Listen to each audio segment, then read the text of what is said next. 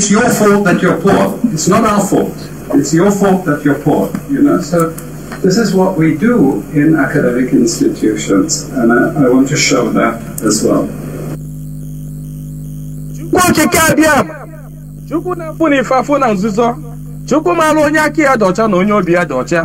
Nwoke si na ya ji ọfọ nwaanyị si na ya ji ọfọ mana ọfọ maara onye ji ya ụkpaka na-agba n'udo mmiri ọ chụrụ ọzọ gaa n'ogwe omechi ụzọ osi mpịara na-azụ nwa igiriga ọgụ nke mmụọ ọ gịnị ka m ga-etu gị ka o zuolo gị asị m n'oge akara aka eluo ịbụ mmụọ ka mmụọ ibe ka ibe Chukwu okike onye ọbịa ọma sị m unu binye n'oge akara aka eluo mmụọ niile m na-ejere ozi asị m unu binye n'oge akara aka eluo oke mmụọ oke mmụọ oke mmụọ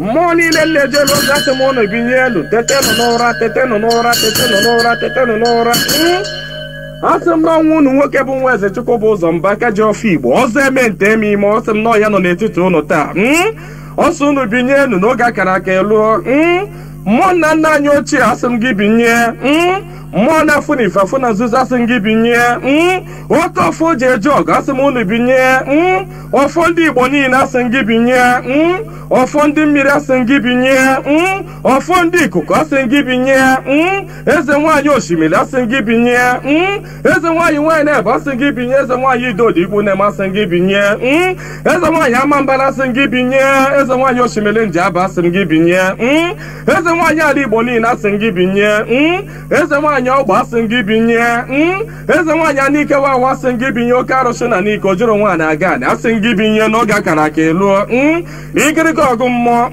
asị m na gboo dike mbọsị ihe ike mere ọ ga-achọkwa nwa dike asị m dododo unu binye unu bịa tara ọjị na chijiri eji efụla asị m unu binye unu bịa tara ọjị na chijiri eji efụla nna nna anyị ochie mmụọ niile nwụrụ anwụ ka anyị dị ndụ mmụọ niile nwụrụ anwụ ka ụmụ Igbo dị ndụ mmụọ niile nwụrụ anwụ ka Maazị Nnamdi Kanu dị ndụ mmụọ niile nwụrụ anwụ ka ụmụ Biafra dị ndụ asị m unu binye n'oge akara aka eluo asị m na gboo dike mbọsị ihe ike mere ọ ga-achọ nwa dike ọ sị na mberede nyiri dike na mberede ka o ji ama nwa dike onye ka m ji akpọ unu n'isi ọhamadike bụ Maazị Nnamdi Kanu ya nwa bụ Maazị Nnamdi Kanu otu mkpụrụ anya ji isi ụgwọ otu ọnụ na-ekwuchitere mba niile ụkpaka na-agba n'udo mmiri na-agba n'oge nke ya asị m unu binye n'isi ya nye ogologo ndụ na-arụ isi ike napụta ya na eke napụta ya n'orie napụta ya na afọ napụta ya na nkwọ asị m na ahịa akara aka anaghị eri nwa ngwụrọ na ahịa akara aka agaghị eri Maazị Nnamdi Kanu asị m unu gaa napụta Nnamdi Kanu na eke napụta ya n'orie napụta ya na afọ napụta ya na nkwọ asị m mee ka ọnụ niile kwụrụ njọ n'isi ya tụgharịa kwuo mma ka ọnụ kọrọ ogiri ọnụ kọrọ ogiri lacha Chukwu okike abịa ma onye jiri mmiri siri ike kpọọ aja were aja siri ike kpọọ mmadụ asị m na taata bụ ụbọchị eke n'ala Igbo asị m na eke ga-eketara Nnamdi Kanu ndụ eke ga-eketara ya nwere onwe oke ga-eketara ya ndụ oke ga-eketara ya Biafra oke ga-eketara ya nwere onwe oke ga-ekegburu ya ndị iro kegburu ya ajọ mmadụ na ajọ mmụọ asị m na mbọsị ọ ga-apụta ekwesị ga-anọ n'ụra ndị ilu ya ga-anọ n'ụra ọkwa na-ekwe osu asị m gịnị bụ ekwe osu asị m na mbọsị ọ ga-apụta ya bụ ndị ilo ga-anọ n'ụra ọha bụ ndị ọha nwa bụ ekwesu asị m na ha ncha ga-anọ n'ụra na Nnamdi Kanu ga-apụta n'ike na ebube Nnamdi Kanu ga-apụta n'ike na ebube asị m na ọnụ kwụrụ njọ n'isi ya ga-atụgharịkwọ mma asị m ọbịa igbu Nnamdi Kanu gbuo onwe ya onye sị na Nnamdi Kanu agaghị adị ndụ onye a ga-eji anazere mmiri onye sị na Nnamdi Kanu agaghị apụta onye a ga-eji anazere mmiri ọnụ niile kọrọ ogiri ọnụ ga-akọrọ ogiri lacha osisi abụla otoro ga-emecha wee kwele onye asị na Nnamdi Kanu ga-apụta asị m na ọnụ ahụ iji wee kwuo ya na ike ejikwa wee kwugharịa mma n'isi ya asị m na ebe onye ahụ na-atụ Maazị Nnamdi Kanu aka asị m aka gị ga-akpọnwụ osisi ahụ fụrụ Nnamdi Kanu wee tọọ nkwe asị m ikuku futuo gị anya ọbụla fụrụ Nnamdi Kanu kwawa akwa alịrị asị m alịrị akọrọ ya n'anya onye fụrụ Nnamdi Kanu cheta ihe gburu nwa ya ihe gburu nwa ya gbuo ya maka na ọ bụrụ ya gburu nwa gị Chukwu okike abịa ma asị m na mberede nyiri dike mberede ka ọ ji amawa dike asị m na okirikiri ka a na-agba ukwu ose ọ dadị ukwu ose enu na okirikiri ka ndị iro ga-agba Nnamdi Kanu mana ha ama mkpata ya aka ọ sị na na nkirikiri ka ọ na-ekiri odido jiri odido enyi ozu na ọkwanụ nkirikiri ka ndị iro ga na-ekiri ya mana ha amafụ ya anya asị m na eje anaba isi ije asị na Nnamdị Kanụ ga-eje na ọ ga-ana asị m na inye anaghị eri ọba maka na inye na ọba bụ nwanne inye agaghị eri Nnamdị Kanụ maka na ọ bụ nwa inye asị na Nnamdị Kanụ ga-adị ka echi na echi anaghị agwụ agwụ maka na ije ejere bụ ije mmiri ọ bụla eje nkụ asị m na ya bụ ije ga-abụ ije mmeri asị m na ọ ga-anata n'udo asị m na ọ ga-abata sirili welele asị m na unu ga-aga kpọnatara anyị Nnamdị Kanụ asị m unu ga-akpọnatara anyị Nnamdị Kanụ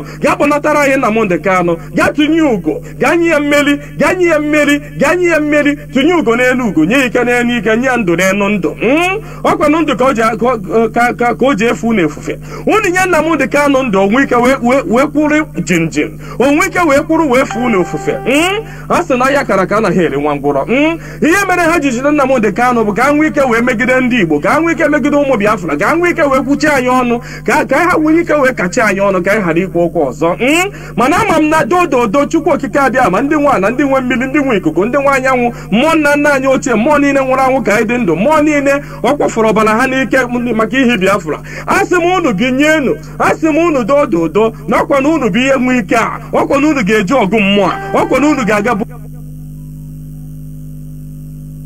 anaghị ele ule asị m dododo igiriga ọgụ mmụọ eze nwaanyị niile nọ n'ala Igbo mmụọ niile nọ n'ala Igbo asị m unu binye maka na onwe onye nọ n'ụwa na-anaghị aṅụ mmiri onwe onye nọ n'ụwa na-anaghị eri nnu bụ ihe ụtọ si na mmiri wee pụta onye ọbụla na-eri ihe na-eri ihe dị na mmiri onye na-asa arụ ji mmiri asa arụ onye ọbụla na-eme ihe ọbụla ọ na-eme ji mmiri eme ya asị m ihe ọbụla mmadụ na-eme n'ụwa mmiri ọ na-ebube ụzọ asị m onye ọbụla kpọrọ mmiri asị na mmiri a ga-agbagbu ya asị m onye ọbụla fụrụ mmiri n'anya ga-afụ Nnamdị Kanụ n'anya onye ọbụla fụrụ mmiri n'anya ga-afụ Nnamdị Kanụ n'anya onye ọbụla mmiri na-awụsa n'arụ ga-afụ Nnamdị Kanụ n'anya onye ọbụla mmiri na-emesa n'arụ ga-afụ Nnamdị Kanụ n'anya onye na-aṅụ mmiri na-eli nnu asị m na ọnụ anyị ji wee lie nnu wee ṅụọ mmiri na ị ga-eji akwa okwu ọma n'isi Nnamdị Kanụ n'aha Chukwu okike abịa ama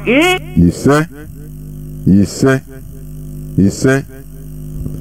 Good morning, good afternoon, good evening, and good night, great Biafrans and lovers of freedom. This is Radio Biafra House of Service coming to you through the auspices of Radio Biafra London. My name remains Mazi Jonathan Chinedu from Olu province of Biafra land. We are here live and direct, continuing the legacy being laid, instituted by our leader Mazi Jonathan. Many people don't understand the importance or the legacy that is started by Mazi Jonathan. When you study history, you know that what you are doing is very huge. I am telling you with every assurance and honesty, what we are doing, what we engage, is a very huge project, extremely huge. Many people in many places, many countries have done this. The starting of enlightenment. We are in our own era of reason, awakening, enlightenment, being instituted by Mazi Jonathan Chinedu. It is not something lethal. No. Go and study. Every developed country today, at one time or the other, they engaged in enlightenment, awakening the people. Do you understand? Every developed country today passed through at one time or the other an era of enlightenment and awakening. When one or a few number of their citizens will start asking pertinent questions that make the overall populace to start reasoning without sentiments, creating awareness on issues that matter, urging people to remove bias and allow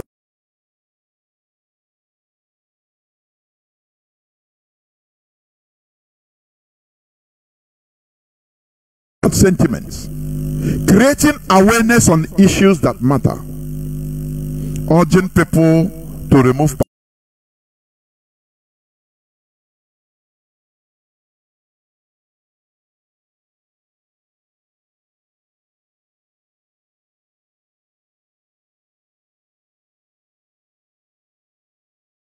bias and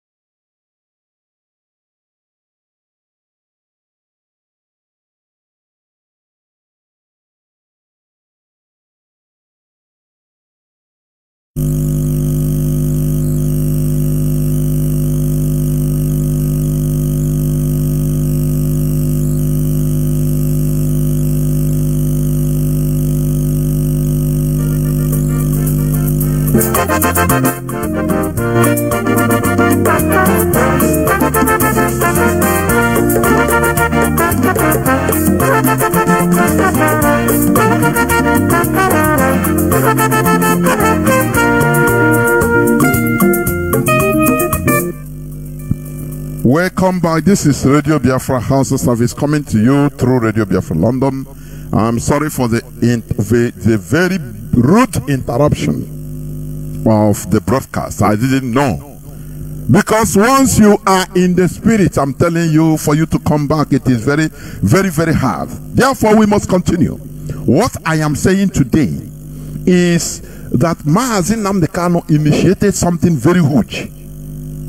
People don't understand. Many people don't understand what Mazi Nnamdi Kanu has started. It is not only the restoration of Biafra per se. Let me tell you, Mazi Nnamdi Kanu started the era of Black African awakening, because at one point or the other, every developed country today passed through, at one time or the other, an era of enlightenment. Do you understand me? Every developed country, I am telling you, they passed through at one time or the other an era of enlightenment and awakening. When one or a few number of their citizens start asking pertinent questions that make the overall populace to start reasoning without sentiments, creating awareness on issues that matter, urging people to remove bias and allow superior argument to reign. Do you understand what I'm saying? Let me give you just two examples of these countries. In 1872, in the wake of Japan's diplomatic Iwakura embassy, 5 Japanese Buddhist monks undertook a mission with the purpose of observing the religious situation in Europe. The insight these Japanese diplomats and intellectuals gained abroad in the 1870s were taken back to Japan and became the object of domestic debate. The Japanese engagement with Western thought and the investigation of how it could serve Japan is usually referred to as the Japanese Enlightenment, also known as Bunmei Kaika movement. That is in Japanese, Bunmei Kaika movement. If you are near a Japanese that understand, ask him, he will tell you. The Buddhist reformers aimed at rebuilding Buddhism in accordance with the government's agenda by aligning with secularist ideas of the proper sort of religion for a modern Japan. Buddhist intellectuals during their era of enlightenment played a very huge role in the creation of a modern civilized Japan. Do you understand what it means? What Mazi Nnamdi Kanu started today, what is ricocheting all over the world, is he started the era of African awakening. When we ask questions without minding, without fear or favor, when we as humans, we are, prodded to reason with our brains that God has given unto us. People don't understand when he says reason, era of reason.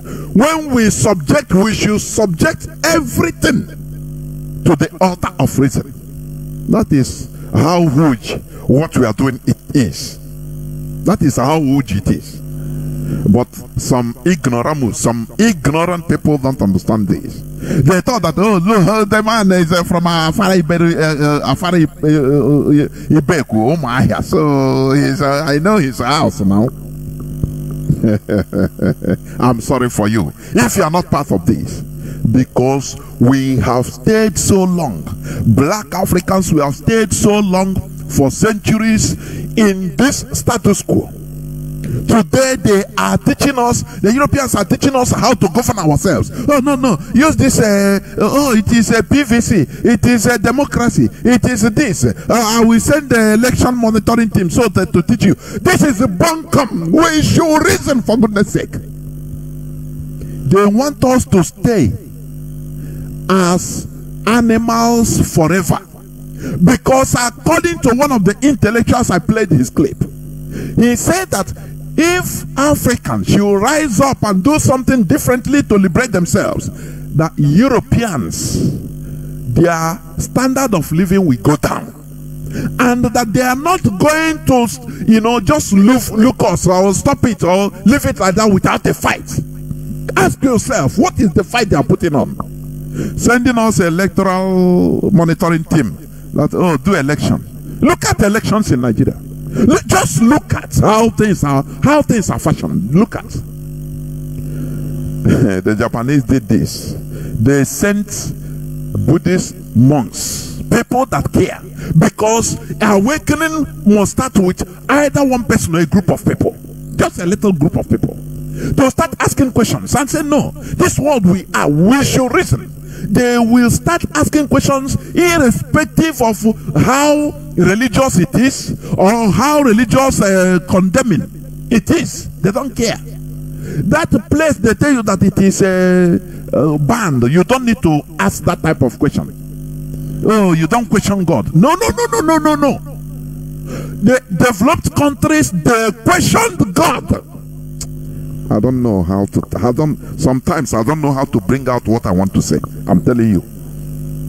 They questioned God. That place, they tell you that, oh, when you ask question, oh, this and that, you question, no, leave it like that. Now they leave layers, and they allow us to, live layers and layers of ignorance. Some things you ask, they say, no, don't go there. You don't know. So God is, you don't know God. So you don't know, don't question God. So don't question, just believe. The era of belief in Africa should be over. We need to subject everything to the altar of reason. Anything that doesn't make sense, we remove it. That's it. Don't allow people to deceive you, continue deceiving you by telling you that the things of spirit, spiritual things are not understood by carnal mind. The stupidity is thinking. With our brain, we can do exploits. Japan was brainy, but still, until 19th century, they still want to be equal, no matter that they defeated the Europeans that brought modern weaponry in the early time and religion, Christianity. But they were not satisfied. These Buddhist monks were not satisfied with the organization of their country, of their nation. They want to be among the nations that are developed, civilized nations of this world. That is why they have to travel. They went to Europe and said, look, let us understand, without being biased, without being religiously sentimental, let us understand the secret of these people, the real secret, the true secrets of these people. Though we can manufacture, do things and replicate bombs and fight them, but their organization is number one. Let us emulate from them. Now they went there and they understood many things, and they came back. They modify what they learned with their own culture. Do you understand me? Because you learn from cultures, you learn from traditions. That is it. Now, another place and another example I want to give to you is Israel. You are talking of today, the Republic of Israel. You are seeing today. Let me tell you, at one time also, there is what you call the Haskalah. Go and Google it, please. The Haskalah. H-A-S-K-A-L-A-H. Haskalah. It is termed, that Haskalah, that word Haskalah is a Jewish word. Literally it means wisdom, erudition, or education. It is often termed the Jewish Enlightenment. Do you understand? It was an intellectual movement among the Jews of Central and Eastern Europe, with certain influence on those in Western Europe and the Muslim world. It arose as a defined ideological worldview during the 1770s, and its last stage ended around 1881 with the rise of Jewish nationalism leading to Zionism, which played a key role in the restoration of the present state of Israel in 1948. Do you understand? One of the products of Haskalah is Eliezer ben Yehuda. We are just ignorant, honestly. That is why we are perishing. That is why we have arable lands, but we cannot feed ourselves. We always depend on handouts from Europe. We depend on handouts from America, from Japan. People that had their own era of awakening, their own enlightenment, and embraced it and cherished it. What you call Illuminati, illuminated brains. Do you understand? Just like, you know, the founder of Buddhism. The founder of Buddhism. He is called the Enlightened One. That is the truth. Something Siddhartha, I've forgotten his name. The Enlightened One. The founder of Buddhism. You know? This man, let me tell you, before I go to the Haskalah, I don't know why I'm digressing, but I should. No, all knowledge are, you know, are excellent. The founder of Buddhism, you know what? He was born with a silver spoon. He is a princess. I mean a prince, sorry. You know, his name is Siddhartha Gautama, the awakened one. He was a royal prince whose father had protected him from any kind of suffering. From the time of his birth until the age of 29, he was given everything that one could possibly want. Looks and riches, a beautiful wife, a healthy son. Then at 29, he encountered the sickness, old age, and death for the first time. Overcome by what he saw, Gautama recognized that all beings were subject to all these things, no matter how much they had of worldly goods and splendor. He could no longer ignore the realities of life, suffering, and death. Then he met a monk who had renounced everything but appeared happy nonetheless. So following his example, he left his home forever, his palace, you understand, and took up the begging bowl of a Buddhist monk in search of the reality, in search of you know, the awakening reason, because he wants to make sense out of the world we are in. That is how he was referred to us as a Buddha. He became Lord Buddha, the awakened one. That is what it means, Buddha, the awakened one. Do you understand? The highest thing you can achieve as a human being is awakening. It is not riches, it is not money. You know, there is something we black people, mostly Nigerians, they you know, everything about the ideology is money. Once you have money, you come to Facebook, social media, and start, you know, showing off, showing dollars that you cannot print, you know, euros that you cannot print. You don't even know the composition, just papers. You used to go and buy something without wisdom, without reason, without knowledge. That is the height of stupidity. You understand? And that is why Africa, black race, we are at the bottom layer of the world ladder. Whether you believe it or not, like it or not, anywhere in the world, the black people, the black race are at the lowest end. You can see 1, 2, 3 people, you know, one individual being attached, using, you know, the collectivity of other races in order to shine. And we have many of them, but it doesn't matter, because without all those entities that make you who you are to shine as a black man, you are nothing. You are nothing. You see, Philip Emeagwali, our brother that is still alive, that discovered the supercomputer website, you know, without being in a place like the United States, he couldn't have been able to do it. Had it been he's in Nigeria, which electricity are you going to use in researching?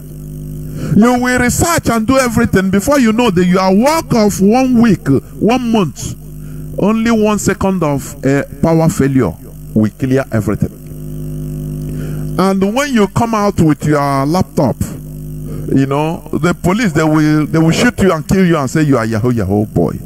Because in Nigeria, youths are not supposed to carry laptop. In 21st century, for you to understand that we are behind in the world stage. That is why we are doing what we are doing. Let me continue a bit on the Haskalah, please, because we go on the Haskalah, which means wisdom or education in Hebrew, was an intellectual movement among the Jews of Central and Eastern Europe. Yes, as I said, one of this Haskalah produces people like Eliezer ben Yehuda. Do you know who this Eliezer ben Yehuda is? He is the father of modern Hebrew language. Let me tell you, you know, our leader have said this several times during his broadcast. Hebrew language was just like Latin. Do you understand? A dead language used in liturgical issues. When we talk about liturgy, it means prayers. You know, it was reduced to liturgy, to using in, you know, what they use in prayers, because it is a language that was used in writing Torah. You understand?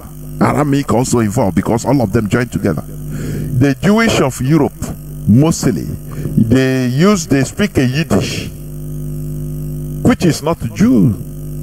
Though they put some one word of old Jewish, but Jewish Hebrew language was gone, until the Enlightenment. Enlightenment people. Anytime I'm on this platform, I continue underlining the importance of enlightenment. It is more important than everything, because that is why other countries are developed, why unenlightened people, very primitive people that all believe in nothing, that believe in only money, they are going down, like Nigeria. Don't you ask yourself that question? In Nigeria, you go to mosque, you say, look, money, Allah will provide money, don't worry. You go to Christian churches, oh, the worst, day in, day out, you say money. Your miracle is on the way. Hey, money will come. Will come. Oh, miracle. People don't sit down to ask some pertinent questions. Why can't we use our brain? That is what enlightenment is all about. Using our brains in order to treat issues. Subjecting every matter not to sentiments, because in Nigeria our people are highly sentimental. Subjecting it to the altar of reason, not being biased. Reason, even if it is against your religious belief, as long as it is reasonable, it is accepted. Do you understand? Now, Eliezer ben Yehuda, he was born he's a Russian Jew. His name before was even Lushki. That was his name before he changed. He is one of the products of the Jewish Haskalah, enlightenment. And now we started saying that, look, we are Jews, we are Hebrews, but we don't speak our language. And no place in the world was our language spoken. Only used in prayers. You understand? How can we do it? He didn't start praying for God to come and do it for him. No. He engaged himself. History said that this man, he didn't allow his children to go out to even hear the sound of his children, his family members, his wife and children, to even hear the sound of the squeak of birds. He started teaching them Hebrew, cut and join, researching, removing all those words one by one from the Hebrew, from the Torah. Now started teaching it himself and his family.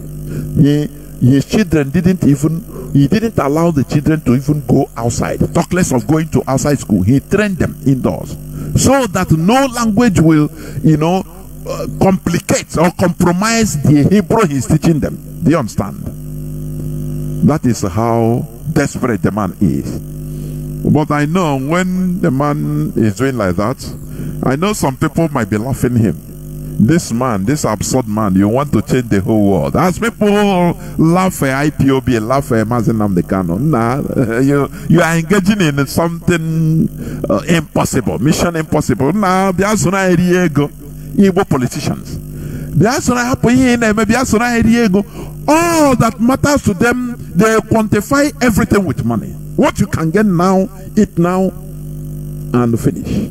They don't think about how to make our society, how to build our system in order to be their standard, to be able to compete with the world.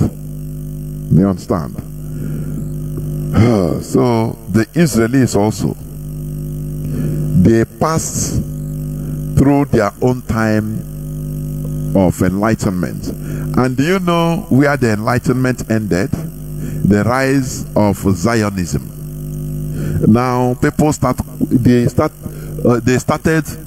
questioning for the restoration of their land, because they know that where they were in Europe, they cannot influence the whole thing.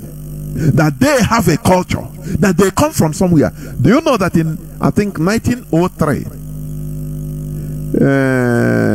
they tried, the then Jews, they tried in order to build a land. In that time, they call it Uganda, but it's the East African, British East Africa, Uganda, but it's Kenya. In order to run away from anti-Semitism in Europe, they want to give them about 5,000 square miles. Or is it 50,000 square miles in part of Kenya? But that time it was British, British East Africa. But they refused. Many of them objected to the idea. No matter the suffering, they say the only way is the hard way. Britain try. Britain will give you a temporary solace, so that in the future you will suffer and regret your life. The same way Britain is trying to bring a temporary respite to people in Nigeria in the name of Obi. Yeah, do you understand? No, with sentiment. They tried it with the Hebrews, the Jews, the present day Israelis. No, we are going to give you, you are suffering in Europe, don't worry. We are going to give you a land. There is no person there. No person will disturb you. We are in charge. You understand? They wanted to cage the Hebrews, the Israelis, in East Africa, so that they will finish them. They will now close their land in that mandate of Palestine. They will close their land and bring them there, and by now they would have been in highest Okwagmaya. I'm telling you, in Kenya. Because had it been they tried it, first of all, their land, in their original land of Israel in Palestine, will be taken over completely taken over. Now where they are, or where they would have been in the present day Kenya, no problem. You understand? A problem, because the owners of the land will start demanding for their land, and Britain now will be caging them as their protector. do you see the politics of Britain? But they enlighten the people. They see the future. They saw the future. They don't go with a sentiment. They say, no. Wait, thank you for offering us British East Africa. But we have a land. It's our natural land. No matter how odd it is, the only way is the hard way. You know, when people tell us Biafra restoration, when it gets here, enter into Nigeria politics, you know, from there, you know, how many people? APGA was formed with Biafra sentiment. APGA, the party APGA. But where is it today? Where is it today? Government of how do you call it? Is it government of national unity or be de facto government of Biafra? That was the object of DJ Reza. Where is it today? He named their president Asari Dokubo. Where is it today? He is fighting with Tompulo on 4.5 billion naira contract, pipeline guiding contract. Do you see that the only way is the hard way? That is why we are consistent. Because when you study history, you will get fortified that what we are doing, other people have passed through it. You understand? If we continue being consistent, not changing. After all, David Ben-Gurion, when he was asked, why do you choose the name to revive Israel? There is no proof that we are Israel, that anything Israel. He brought out the Torah only in the parliament. Because many people were telling him, many of his people, Nah, leave this thing. You are complicating the whole issue. Why are you bringing this name? Why not we answer this Palestine, even if it is southern Palestine we are, or you know, with the case so that you know when we get our leg, we can change our name. He told them, foul. The only way is the hard way. We are Israelis, our ancestors, we are Hebrews. We are Hebrews. We will answer Hebrews. There is nothing like that changing. There is a way to do it. Lower Niger Congress, you know, when we get it, now we change and answer Biafra. Because, you know, when you talk about Biafra, do you know how many people you are offending? You're offending people in the high places. You're offending them, so they will not support you. It will be difficult for you. The only way is the hard way. People don't understand what that man represents. People don't understand. My only happiness is that history will remind us in a good way that we did the right thing. Therefore, we must continue. Today, I'm going to continue on the topic, the price we pay for one Nigeria. You know, the other time, I think it was on the 24th. No, sorry. On the 23rd, Friday. Is it, or Thursday? I treated this and I didn't finish it. Now I will continue it. The second part, the price we pay for one Nigeria. But let me just go on to some news headlines quickly. Let me glance through quickly some news headlines, please. There is this news. U.S. court sentences Dagbo Abiodun's head, Abidemi Rufai, to 5 years imprisonment. Abidemi Rufai, he was a suspended head to Ogun State Governor Dagbo Abiodun. He was sentenced to 5 years in prison by a U.S. District Court in Western Tacoma, Washington, for fraud. Do you understand? These are people that are at the helms of affairs in our country. It is them. If they go out, they go to jail. Because let me tell you, I say majority of Nigerian politicians, if not all of them, should be subjects of prison. But in Nigeria, they are the honorables. Shame on Nigerians, I'm telling you. Shame on dead bodies we call Nigerians. The U.S. Department of Justice announced that Mr. Rufai was sentenced on Monday for wire fraud and aggravated identity theft. The statement cited trial judge Benjamin Settle as saying the motivation was greed, unbridled greed, and callousness towards those who have suffered. Rufai was arrested in New York in May 2021 as he was about to board a flight. He has been in detention since then. Let me tell you some of the things he did. He unlawfully obtained the personal identifying information for more than 20,000 Americans to submit more than $2 million in claims for federally funded benefits under a variety of relief programs. The various agencies involved paid more than $600,000. This is a person in governor's office in Nigeria.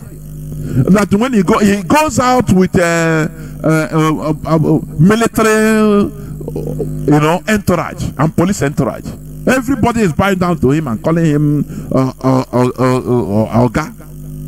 Oga, calling him boss.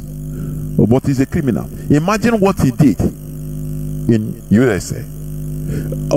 Tell me, he is in charge in, is it Oyo State? Tell me what he has done in Nigeria. You know what he did in Nigeria didn't concern the US. You understand? Because he taught their citizens, that is why. In his criminal way. These are the people in charge. Uzodinma is a typical example. These are hardened criminals. In the zoo called Nigeria, criminals are at the helms of affairs, ruining the lives of everybody. Do you see what is going on in Iran today? Do you see? People are rising up for one person killed. Iranians, even in the face of a killer police squad called the Hizbah. It's a morality Iranian police. Now, but people are rising up, protesting for how many days now? Going to 2 weeks in Iran, facing the killing of police and military, the onslaught of the government. They don't care. Tomorrow, when they sanitize their country, when they pay the ultimate sacrifices, you will go there to claim rights. No, are you, this is job, I need to get it. Is it because I'm a black person? You know, black people, Nigerians are very good in claiming rights in other people's countries that are sanitized and developed. They claim rights, you know, but they do this to in their land. No way. Dead bodies, I call them. Dead body. Nigerians are dead bodies. You understand? Look at NSAS protests. It turned into, they destroyed it with tribalism. They destroyed it. Tell me how Nigeria can be better. One of the people running Nigeria is in jail. Ekweremadu, who is honorable in Nigeria, he's in jail. He's still in jail. How I wish he would die there. Do you understand? Ekweremadu, who is a high honorable, somebody that IPOB, targeted to ask questions in Germany, and that was where the rise of infiltrators you are seeing today. That is where he was contracted in order to avenge for Ekweremadu, to destroy IPOB from within. That is where the thing started, the contract started. They asked, who shall I send? Ekweremadu said, no, this thing I will not, this disgrace, I will not take it light. I will not forget it. You know, Igbo people, they are always tigers when it is against their own people. But when they meet a foreigner, they turn to heavy, obedient chickens. That is how they are wired. But we are changing the status quo. Do you understand? Now, let me also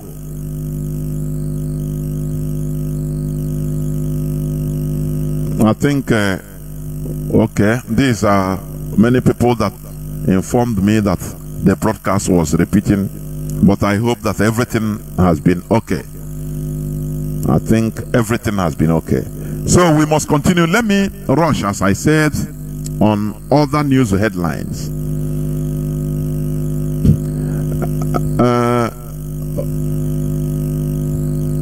Okay. Travelers panic as kidnappers take charge of Ogun federal highways. Kidnappers take charge of Ogun federal highways. These are bandits, the Fulani terrorists. You know, they have marked their presence in Ondo, Ogun in southwest. Are they sending to Kano jets there? The answer is no. Are they going there to burn houses, to kill everybody? The answer is no. But ask yourself, why is it that when it comes to our own land, it becomes something different? You know, Senator Baribe once said something when he was interviewed by Rudolph Okonkwo. He said, why is it that when anything Igbo people talk, it become another thing? He said, because we thought, many people ignorantly thought that the Biafra Revolutionary War has ended. No. It is still going on in the mindset of the caliphate. Do you understand me? It is the ignorant Igbos, Biafrans, that thought, oh, 1970 the war ended. No. The worst part of the war is still going on. That is for complete conquest. If not for Mazi Nnamdi Kanu's rising up, I'm telling you, by now we would have been finished. I'm telling you. Anything we do, you know, because for the caliphate, anything they are doing for us, or you know, it's just like they are throwing away that thing. Second Niger Bridge, they say they are building since 40, 50 years. They put what do you call it?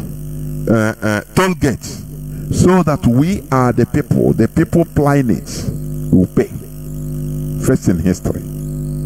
Other places, no. The federal roads, no. We go to Benue Bridge, Lokoja, everywhere. Everything is okay. But when it comes to our land, they feel that they are throwing anything they are doing for us. Is throwing away. They are throwing it. How can Onyamini benefit? But how will people know? You know, this guy called us the stubborn Igbos. I put ignorant Igbos. How would they know? Let me continue. There is this news about, let me see.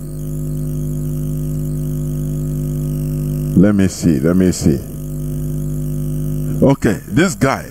My job was to lead gang members to victims' houses. I got 1.5 million naira, $10,000 Ike Chikwewa.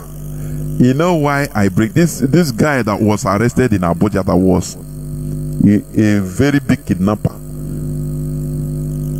but coming on social media to show what's of dollars. Do you see how ignorant they are? How ignorant they are. You know, and his photos of where he is singing in churches, the pastors are eating and dining with pastors under the GOs. People are worshiping him. Do you see how Nigeria is a den of evil people, criminals?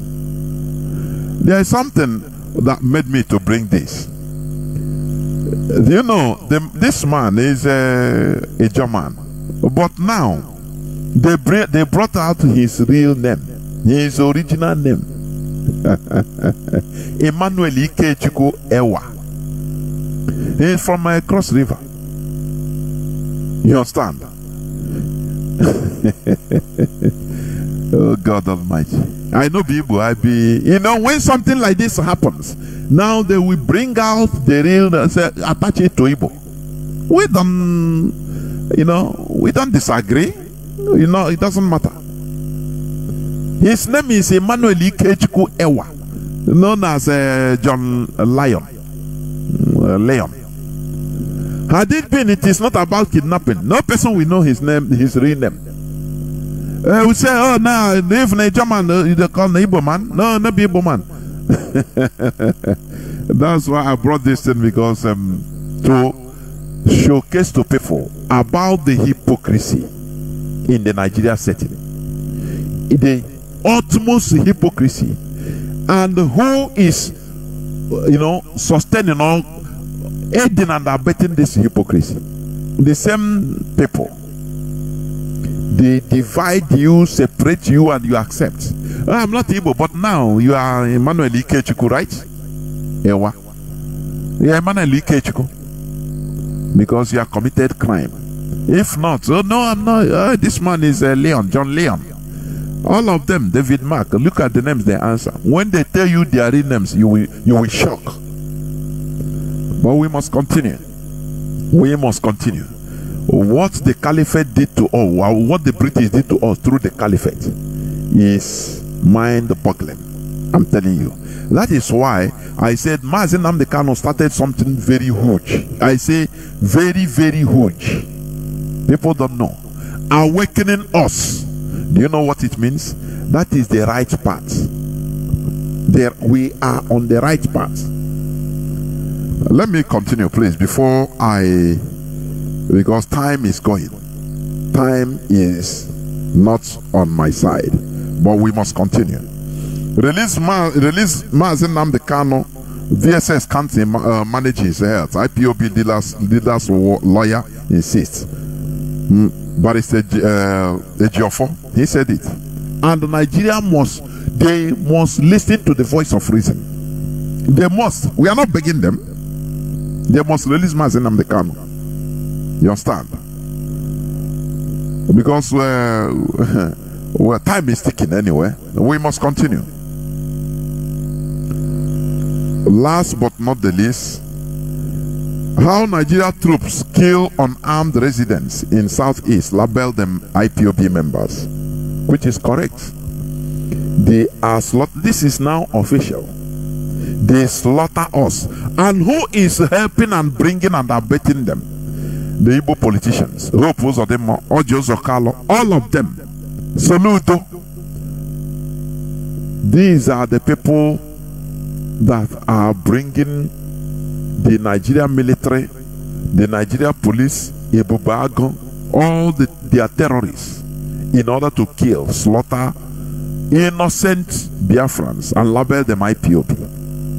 Whereas in the Nigeria courts, no IPOB member arraigned in the Nigeria court has ever been convicted.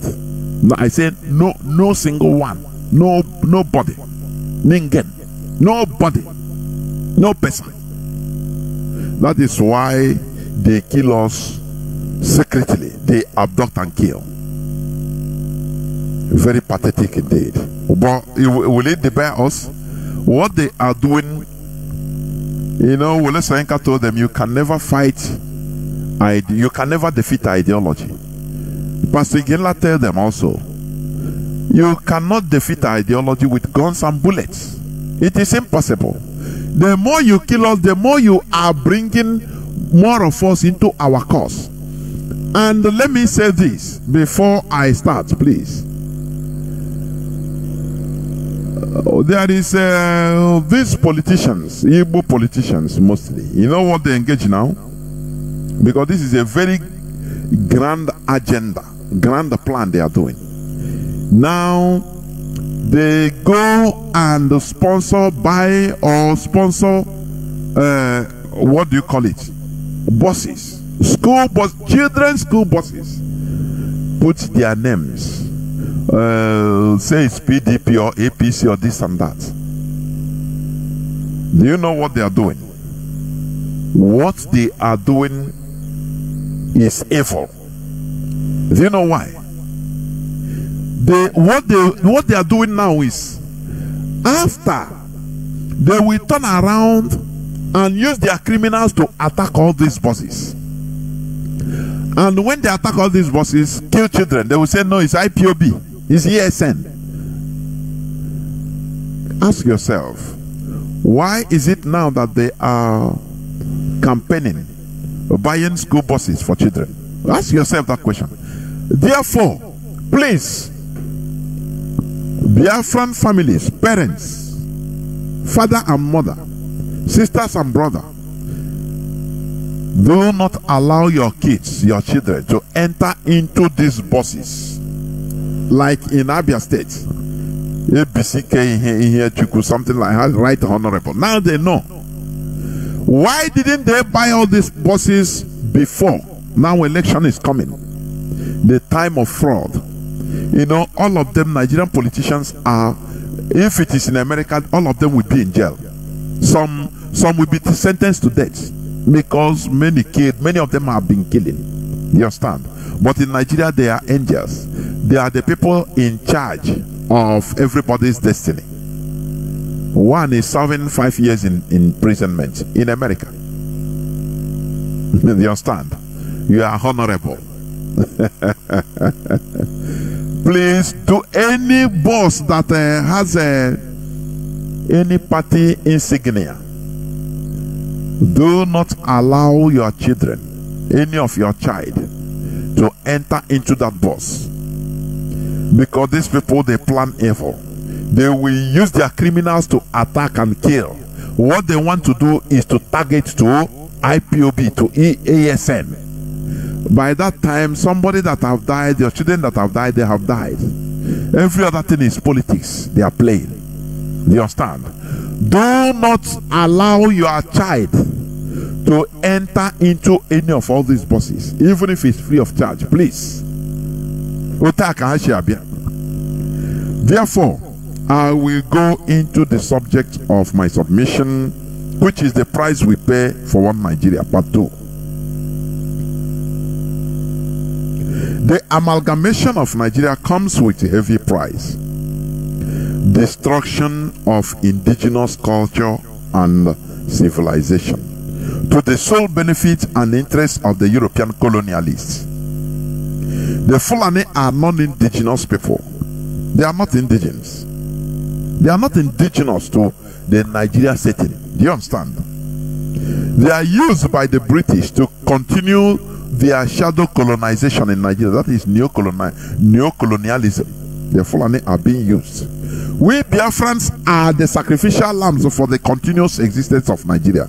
Normally, Nigeria as a country only exists in the paper. Realistically, there are no Nigerians. Do you understand me? You know, I've asked this question: who are Nigerians? Who is a Nigerian? Do you know that this is a question? Only that simple question that led to Indians restructuring themselves, opening their eyes. They asked that question before independence. They say, look, this thing that Britain is shouting, Magandi is shouting, oh, independence, yes, it's good. But let us face this question first before we go to this flag independence. Who is an Indian? Let us define an Indian, please.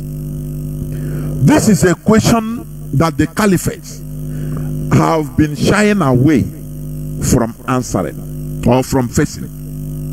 Who is a Nigerian?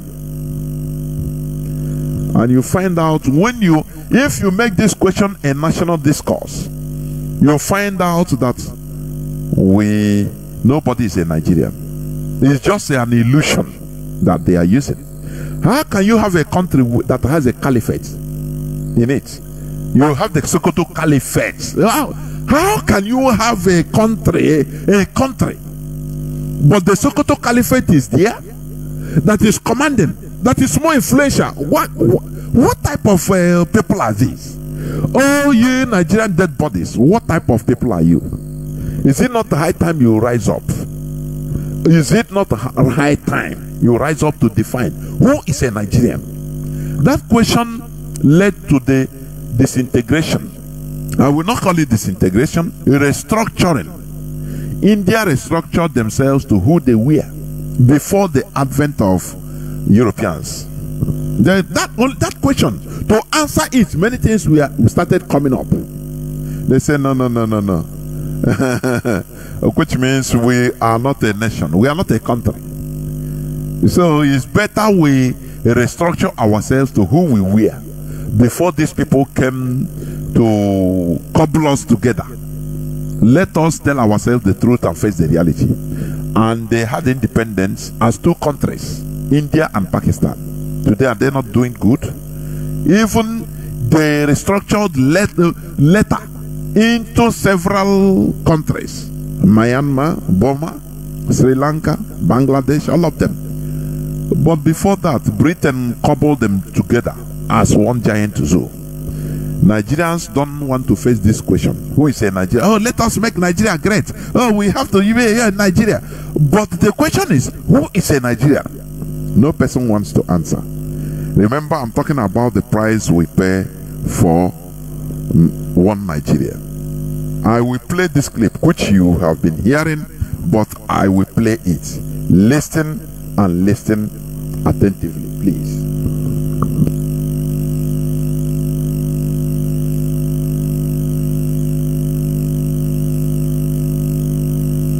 This clip, it is the former former president of Nigeria, good luck, Mazi Jonathan. Listen. I looked at the topic, Igbo quest for Nigeria's unity. These are things that agitate my mind. And I looked at the topic, Igbo quest for Nigeria's unity. These are things that agitate my mind. I started thinking about how we've been having this conversation about the unity of Nigeria. And I reflect back at some of the prominent statements made by some of our founding leaders. And I feel that probably this will help us to have a conversation on the Nigerian unity. I just brought four, not to bore you. First, and I quote, not my statement, Nigeria is not a nation. It's a mere geographical expression. There are no Nigerians in the same sense. There are no Nigerians. Remark it. This thing you have been hearing it, but I want you to ponder deeply. You that is carrying Nigerian passport, Nigeria, but these people, they reveal that there are no Nigerians in the sense that you have the French, the English, the German. Continue listening. As there are English, Welsh, or French. The word Nigerian is merely a distinctive appellation to distinguish those who live within the boundaries of Nigeria from those who do not. This is accredited to Chief Obafemi Awolowo, the former Prime Minister of the Western region. The second one, and I quote. Do you hear what he said? Awolowo said this. There is no Nigerian in the sense that you have a Welsh, a German, a French. It's just a mere geographical location to distinguish people that are living inside there, which means it's an illusion. Because something that has no roots, it has no roots. It's just to describe what Flora Shaw used to describe people that he saw living in that area. Oh, they are black people, nigger area. Oh, black people. You people are black people. You people are people of darkness. Finish. Do you understand? So, when you call yourself a Nigerian, now that is why whenever you see somebody, for example, a Nigerian outside Nigeria, you see somebody, maybe the way he speaks, you understand. Oh boy, are you in Nigeria? He say, yeah. He will never stop there. Are you Yoruba or Igbo? Which one? He said, no, I'm Hausa. Okay. Because that question, that second question is the reality. Do you understand? The first question is just to, because when you answer that, for example, if the person is a Yoruba, and that other person say, no, I'm a Yoruba, that time he will now welcome him and shake him. This is because now he see his brother. That is the way he sees it. Hausa, the same thing. Do you understand? Oh, but they cannot, no person can welcome you and they say, oh, you're a Nigerian. Oh, okay, welcome. No more question. It is impossible. Why don't you reason why is this? Because there is no Nigerian culture. There is no Nigerian culture. No Nigerian food. No Nigerian national food.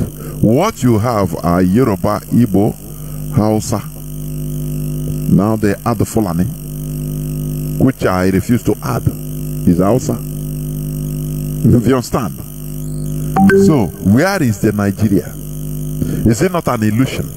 What Gowon was defending, oh, why killing people, killing us, because where is it? Nothing. Just an illusion. Continue listening, please. It is true that we politicians always delight in talking loosely about the unity of Nigeria. 60 years ago, there was no country called Nigeria.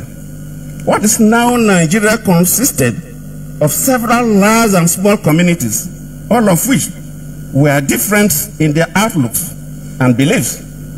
The advent of the British and that of Western education has not materially altered the situation, and the many and varied communities have not knit themselves into a composite unit. This is accredited to Sir Ahmadu Bello, former Premier of Northern Region. They thought, and I quote, since 1914, the British government has been trying to make Nigeria into one country. But the Nigerian people themselves are historically different in their backgrounds, in their religious beliefs and customs, and do not show themselves any sign of willingness to unite. The Nigerian unity is only a British intention for the country. This is was said by Sir Abubakar Tafawa Balewa, the former Prime Minister. The fourth and the last, let me not bore you. And I quote, each of our three regions is vastly different in many respects, but each has this in common, that despite variety of languages and customs, or differences in climate, all form part of one country which has existed as a political and social entity for 50.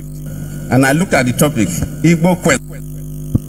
Now, do you see what these people, you know, that is where when I look at black race, I'm telling you, they are full of hypocrisy.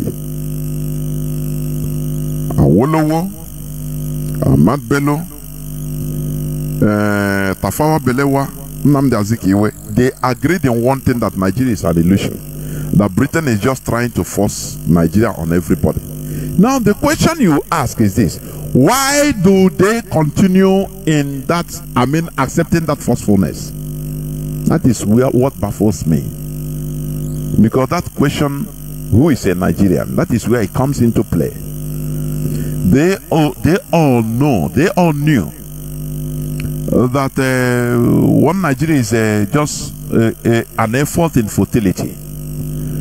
But why can't they do what the Indians did by telling themselves the truth? And all of them resisting. It beats my understanding. Now, when you look at these issues, you see that they agreed to rule. They agreed to,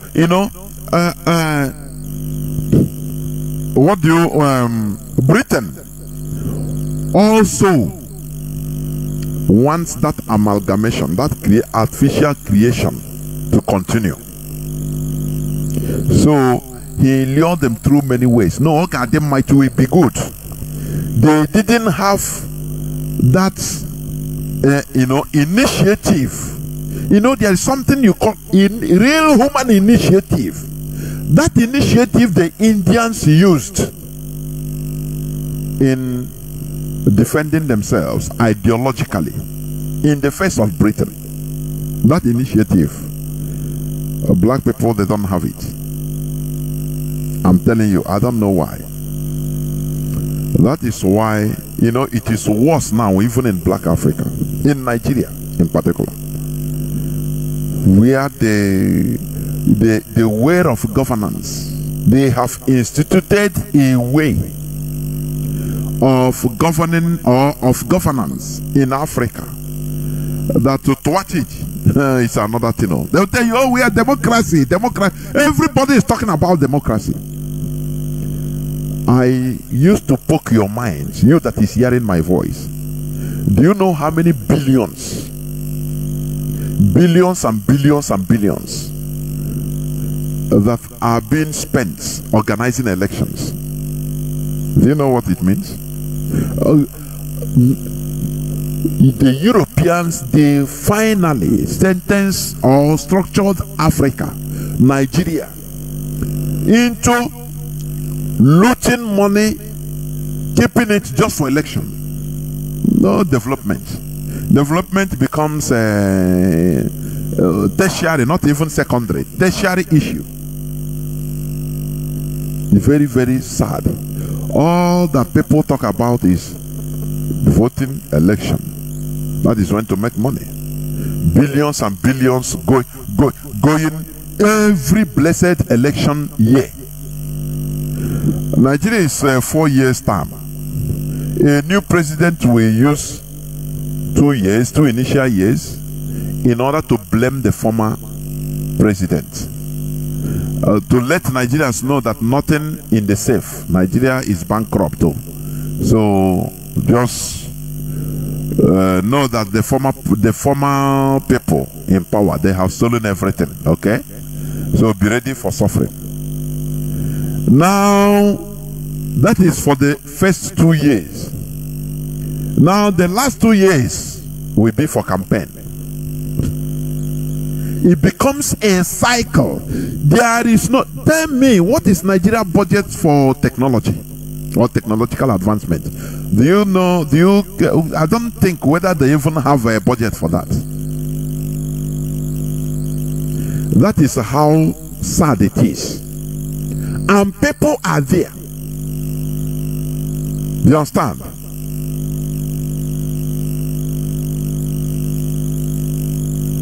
Now,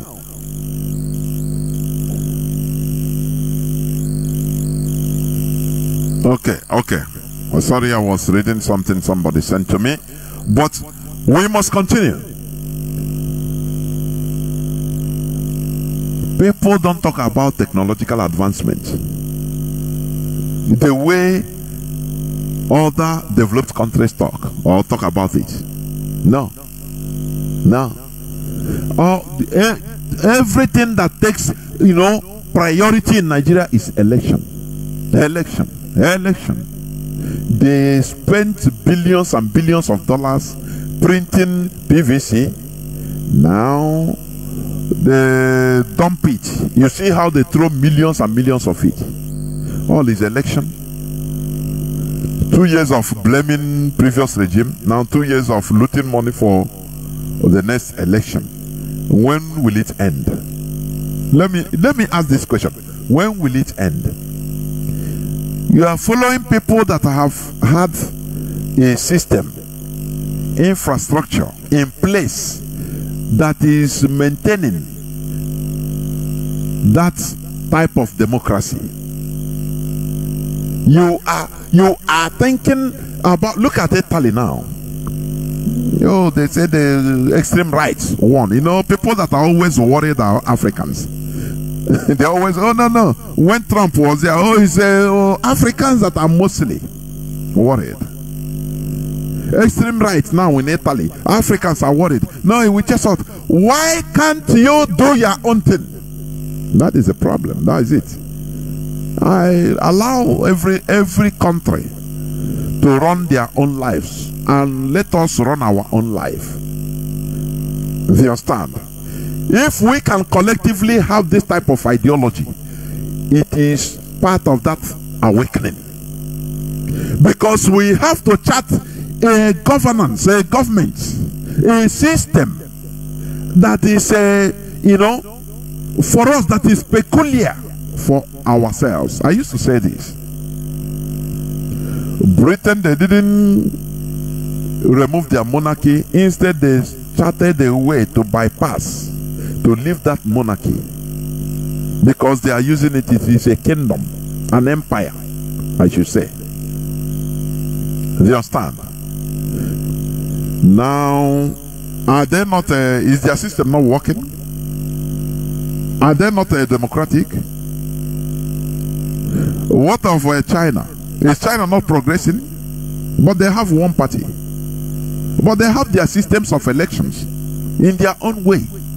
Why must it be that we have to follow the European system? The way to book, always we are learning. We are still in kindergarten stage and we are learning. Are we not human beings, for goodness sake, in order to chart our own system of government, instead of spending billions and billions every blessed election year? Governors are also the same thing. People enter into political office to loot for money, hide it, waiting for elections. Now, people go to Europe, to Western countries, to pledge loyalty to their secret services, to be their agents, in order to win an election in Africa. Do you see that? When are we going to remove ourselves from this cycle and cycle of idiocy that was imposed on us? When? Okay. The so-called founding fathers, they knew that Nigeria is not going to work. They knew that Nigeria is going to work, but they continued anyway. They were pushed by Britain, deceived, and they fell for it. But they couldn't do that in India, because these are people that are human beings also. Do you understand? Good Lord Jonathan said it in his statement, I think some years back, whether 2 years ago or how many years ago. But with Nigerians learn, they continue deceiving themselves. You know, it is disgusting for people to say, oh, we must live together. Are you fighting against our living together? You are an idiot. Are we not living together with Ghanaians, with Cameroonians? Is there any problem? That is a question if I see all those idiots living together, as if we are, are you not living in diaspora together with the people that you are in their country? But the problem, what we are asking for, governance. Let us govern ourselves our natural way. You can live anywhere. Do you know that we are not fighting against Fulani per se? Let me tell you, ordinary Fulani. We have Fulani. If Fulani, as a Fulani person, you come to our land, you engage in normal business, do rent, live normal life. We are not against you, because we live in foreign lands also. We are not against you per se. But the issue is that they subjugate us, try to push us in order to live the life that is not our natural life. Do you understand? In the north, Sharia north, they tell us that selling beer or alcoholic beverages is against their right. Against their religion, and they destroy our goods, our livelihoods. They kill us at will. And I have let me go direct. We have a breaking news that Nigeria DSS is feeding vultures with the bodies of executed Biafrans in Kaduna Forest. Do you understand? Do you know that? That is why, our people, we are the most stupid set of human beings on earth. They are taking us one by one. You know, our people know how to hide their pains more than any type of human beings on earth. Instead of organizing themselves in the north in order to defend themselves, no, they are you know, getting lost one by one. The other day, 2 Igbo businessmen, big businessmen. One is Ifeanyi, trading on battery, big battery dealer, car batteries. He was shot and killed by Fulani bandits. He didn't make a brouhaha. Who talked for us? Nobody. A very reliable intelligence has revealed to the IPOB intelligence unit the horrific manner the Nigerian state security is ending the lives of abducted Biafrans in faraway northern region of Nigeria. According to this intelligence report, there is a very expensive equipment imported into the country for the sole purpose of tracking Biafrans through their phones. The name of the equipment is called woven machine.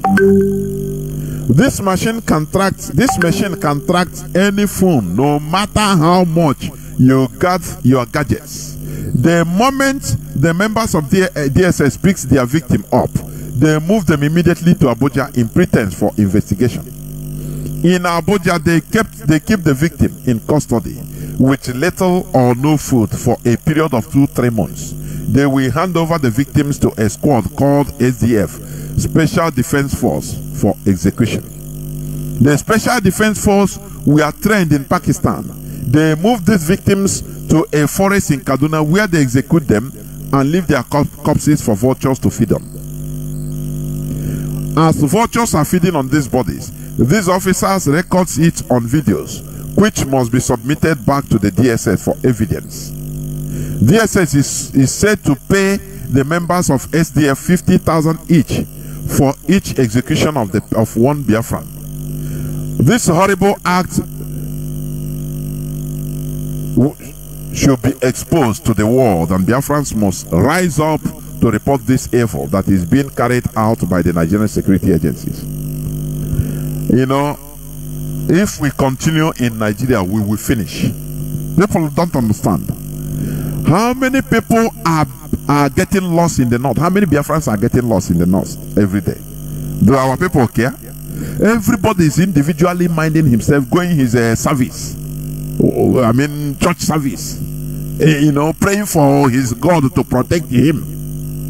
Any day one of his members or family members got lost, he will just go and complain to his pastor, and his pastor will quote one useless place in the Bible to console him that, Lord, don't worry, God knows everything will be okay, and the life continues. Do you see how we are dwindling in Nigeria? The Fulani Caliphate is using Nigeria state resources, apparatus, in order to kill us. It is very, very sad. We must remove ourselves from this abomination or abominable entity which Britain put us into. This is why in the so-called presidential elections in Nigeria, let me come back to my topic, my submission. I'm talking about the price we pay for one Nigeria. When you listen to the clip of Goodluck Jonathan, this is why the so-called presidential elections in Nigeria, why others openly play tribal and regional politics, it is only the Nigerian politicians of Igbo extractions try to portray an image of championing the Nigeria cause to our collective detriment. You know, let me read this news of 22nd of September 2022, where Peter Obi said, "Peace, unity of Nigeria to top my agenda in governance." He's on peace, unity of Nigeria. That's it. Who are at whose detriment? Us. We are to be sacrificed because they are giving him pressure. Oh, you are Biafran. If you vote for Peter Obi, you are voting for Biafra. No, what? No. If by one way or the other Peter Obi enters there, he have to show them that is not a Biafran, he will slaughter us the way he slaughtered Masop members during his governorship. Do you understand? Do you see how they do? Do you see how they channel the politicians of Igbo extraction? They put them pressure. Prove to us that you are for Nigeria, you are not for Biafra. Is it not what they told Wike? Oh, you'll be a president, but we wanted to make you a president, but it seems you are even supporting IPOB. He said, me? They say, okay, not it's what they say. Prove to us now. Let us see.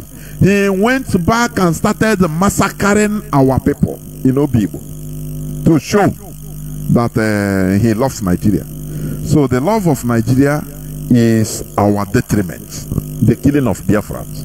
Do you understand that? Peter Obi said peace and unity of Nigeria is top of his agenda in governance, because that is the way we are programmed. I will continue in what I'm saying. All others are playing tribal politics. All others, they don't care. All are playing tribal politics. They don't hide it. But it is only Igbo man, a Biafran, that is always asked to prove that he is a bona fide Nigerian, and he have to satisfy by sacrificing us. Now they are killing our people secretly in Kaduna. Do you hear Hanes and Dibo raising alarm? Do you hear them? No, you don't hear them. They are killing our people using DSS and feeding the corpses to the vultures. This is how bad it is. This is the Nigeria, the price we are paying for one Nigeria. Do you see them kill Cameroonians? The answer is no. Do you see the caliphate killing Benin Republic people? No, the answer is no. But they are, because we are in one Nigeria with them. If we become a country, our nation, our natural self, no person will treat us with this disdain. Do you understand? After all, Israel now is a country. Go on. Do you ever mess with any Israeli anywhere? Can any country, any people mess with Israel anywhere, or Israeli citizen anywhere? But in our own country, because we are in one Nigeria, they are killing us everywhere. In Kaduna, in the north, secretly, they are killing us. In our own land, because we are in one, we are one with them. We are living with them as one country. So they must subjugate us in the way they want us to be, not the way we want to be. No, that is the cause. Let me also play this before I open the lines, please. You have been hearing it, I've been playing it, but I want to also play it so that you hear. It's a message to my... Listen. This is a message to my northern Christian brothers and sisters, specifically for you. Why? Because if you go to the south-south, to the southeast, to the southwest, a Christian from northern part of Nigeria is a northerner. Simple. If there are breakdown of blood orders in Enugu, they kill everybody, whether a Muslim or Christian coming from the north. This is the record that is on ground. Are you hearing? Now, the question I am asking is, why should there be killing in the first place? If there is an outbreak of killing, why should there be outbreak of killing? Is it not because we are in one Nigeria? Have there been outbreak of killing of Cameroonians in Nigeria? Let me ask this. When there was Ghana must go, during the time of Buhari in the 80s as the head of state, military head of state, the same Buhari, they were not killed. If you understand? Because they have their own country. They tell them, oh yeah, go back to your own country. Which is wrong anyway. Have you ever had the killings of Togolese in Nigeria targeted? The answer is no. But here they are insinuating always if there is a outbreak of killings, which means it is something that they know that comes from time to time. Why? Because we are in one huge mess called Nigeria. If they are living on their own as a separate country, now we are living on our own as a separate country, we will have mutual respect. We will treat ourselves with respect according to the international law. Have you seen Pakistanis being targeted and killed in India? No matter their differences, have you seen that? The answer is no. Have you seen Indians targeted in Pakistan being slaughtered? The answer is no. Have you seen Israelis being killed again in streets of Europe? The answer is no. Because they have their own country.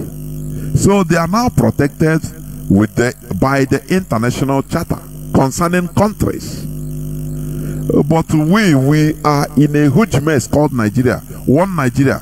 And that is why we are killed. We are suffering for it. That is what this man, listen to what he's saying. Now, if we can always insinuate about rise of killings, which is expected all the time in the north, in this and that, if not kill south, if south kill north, why are we staying together, for goodness sake? That is the question that should be discussed in Nigeria. But dead bodies they don't care. What matters to them is, now wow, give me 100 naira and I will vote for any person that gave me money. Dead bodies, the most stupid set of people on earth are Nigerians. Have you heard about in any other country where they are insinuating that their fellow citizens, is because it's what they expect? The East will kill West, or the South will kill North, or the North will kill South. Have you ever had it in any place, any other country? No, it's only in Nigeria. Because that is how Nigeria is programmed to be, one Nigeria. Listen, continue listening to the hate speech of this man. Is it Mahdi or what? Nobody can deny this. Christians of northern extraction, think wisely, act wisely, behave wisely. You have no business voting a southern candidate based on Christianity. At the end of the day, his agenda is not you. If all these speeches, hate speeches, evil speeches that can never be allowed in any other country in this world are coming up in Nigeria just because of election. Now tell me, what is Nigeria then? What is Nigeria? Nigeria is not a country. If things like this should be allowed, which is what is happening, the reality facing Nigerians. But those people care? Do people care? No, they don't care. Wow, dead bodies everywhere. Most useless people on earth everywhere. They will use it to make a comedy. Now they say, wow, Christians in the north should not vote in the south. If there is a war, every time a war is expected. Killings and slaughterings are expected because we're in one country. If we have our different nations as Biafra, Arewa, or Duduwa, there will be mutual relation, mutual respect. Nobody will be thinking of killing each other because each country will have their army. We have their different modes of ways of life. If you are coming to Biafra land, you have to come and stick to our rules, our laws. The same way the Fulani that travel, they will travel to countries like South Africa and stick to their laws. They will not go there in order to force people to carry their own ways of life, to force South Africans to live their own way. No. They will not go to Angola in order to force Angolans in order to live the way their tradition. No. To live the way the Fulani want them to live. No. But in one Nigeria, we are cajoled, forced, intimidated to live the way the Fulani wants us to live. That is the price we are paying for one Nigeria. Continue listening. His agenda is his own tribe. If you take Obi, his agenda is not Christianity. He could be a fantastic Catholic. But below the Catholicism, he is a die-hard Biafra. If you vote Obi, you are voting for Biafra. No mention of the words. If you vote for Biafra, you are voting for the justification of the North. Are you hearing what he said? Voting for Biafra is voting for the destruction of the North. And you ask the person how? If we have our republic, Biafra, Republic of Biafra, or independent Biafra, because I don't know how we shall call it, whether republic or federal anything, or it can be anything. After all, it is our own thing. We name it according to us. After all, Dubai is it's an emirate. You understand? Ruled by emir.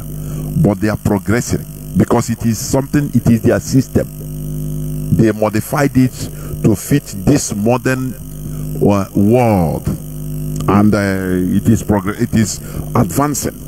So, if we have our nation, we can modify it and name it anything we want in our own way. If we have Republic of Biafra, we will have our laws according to our values. And the people coming into our country will respect our laws, our values.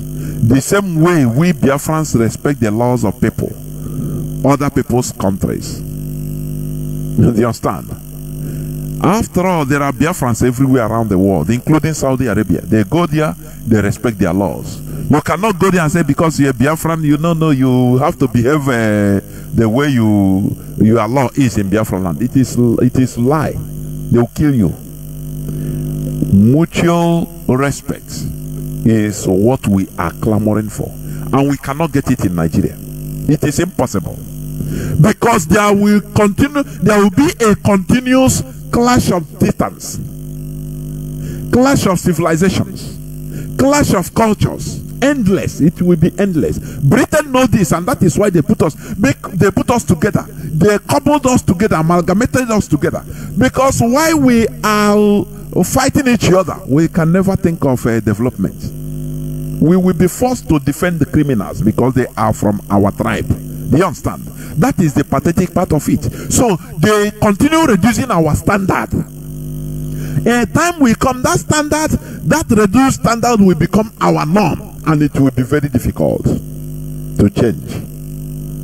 Now, even a criminal, a Biafran criminal, we have to defend him. Why? Because they say he's suffering injustice. What of other criminals? Why they didn't target him? Do you see what Nigeria means for us? Do you see how Nigeria is changing our nomenclature? Do you see it? In Nigeria, we have to defend the criminals in the form of that they are Biafrans, because we are living in a country that is an illusion. We are living in a country where there is no rule of law. If we don't do that, which means the others will take over everything. Do you understand? These are the prices we are paying in one Nigeria. Continue listening. Tell me, a Christian from Taraba, Nasarawa, Kogi, Kwara, Kaduna, Kebbi, Sokoto, Bauchi, Gombe. Tell me what will drive, the benefit will drive by voting Obi. Just tell me one single benefit. And the answer is there is none. If you want to know the answer is true, go to Enugu, go to Aba, go to Inewi, go to Akwa Ibom, go to every part of the south. As a Christian. Do you see the pathetic statement? And in that statement, he mentioned Akwa Ibom, which they know as Biafra, and rightly so. You understand? But when it comes to separation, they say, no, they are not Igbo, they are not the Biafra. Oh, yeah, well, you want to dominate. Do you see how systematic the caliphate is? Do you see that? Now that this guy committed, he was arrested, committing as a kidnapper, they brought out his real name, Ikechukwu. It's no more that Leon, that it's no more. Now they brought out his real name. That is how the caliphate behaves. They know where to touch us at any given time, so that we start behaving in the way they want us to behave. But IPOB is here in order to stretch our head or stretch our neck, stretch back our neck to the right position, and that is what we are doing.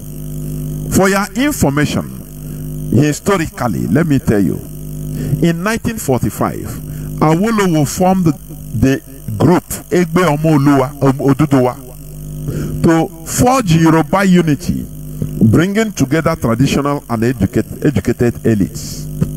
You understand?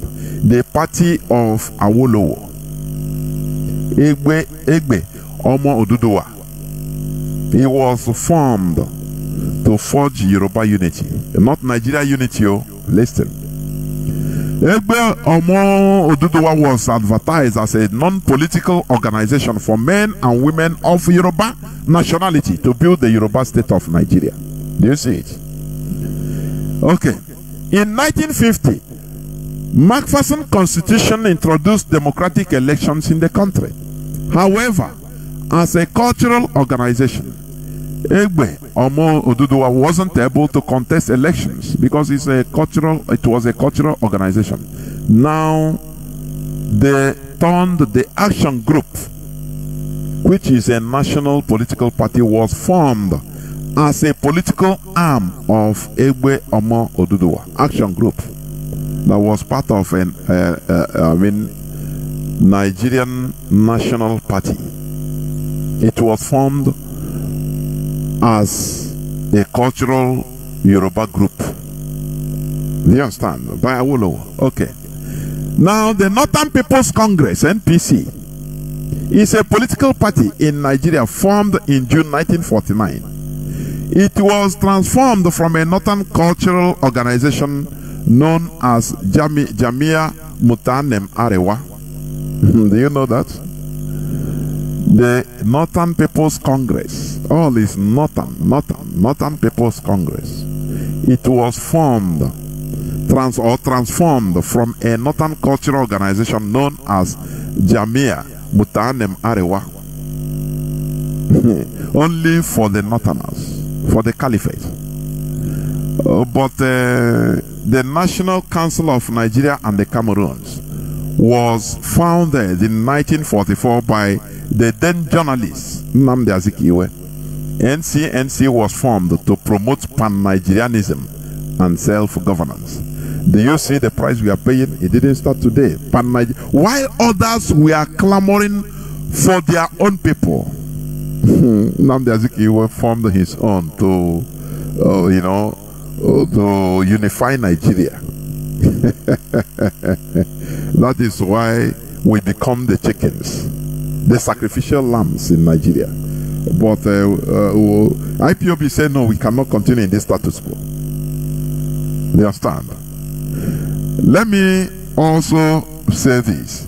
During the transatlantic slave trade in 1803, 75 Igbo slaves revolted against their captors, took control of the ship, drowned their captors, and caused the grounding of the ship in Dover Creek on St. Simon's Island, Glen County, Georgia, United States. Many of the Igbo slaves committed suicide rather than be slaves in the New World. It is called Igbo Landing Mass Suicide of 1803.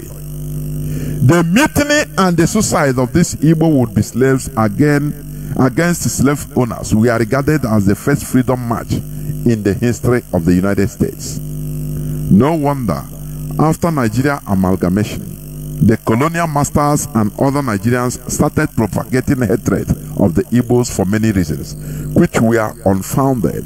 The hatred intensified in the early 1940s and 1950s. Dr. Nnamdi Azikiwe even called for self-determination for the Igbo in his speech on Saturday, June the 25th of 1949. He told his audience, "The Igbo people have reached a crossroad, and it is for us to decide which is the right course to follow.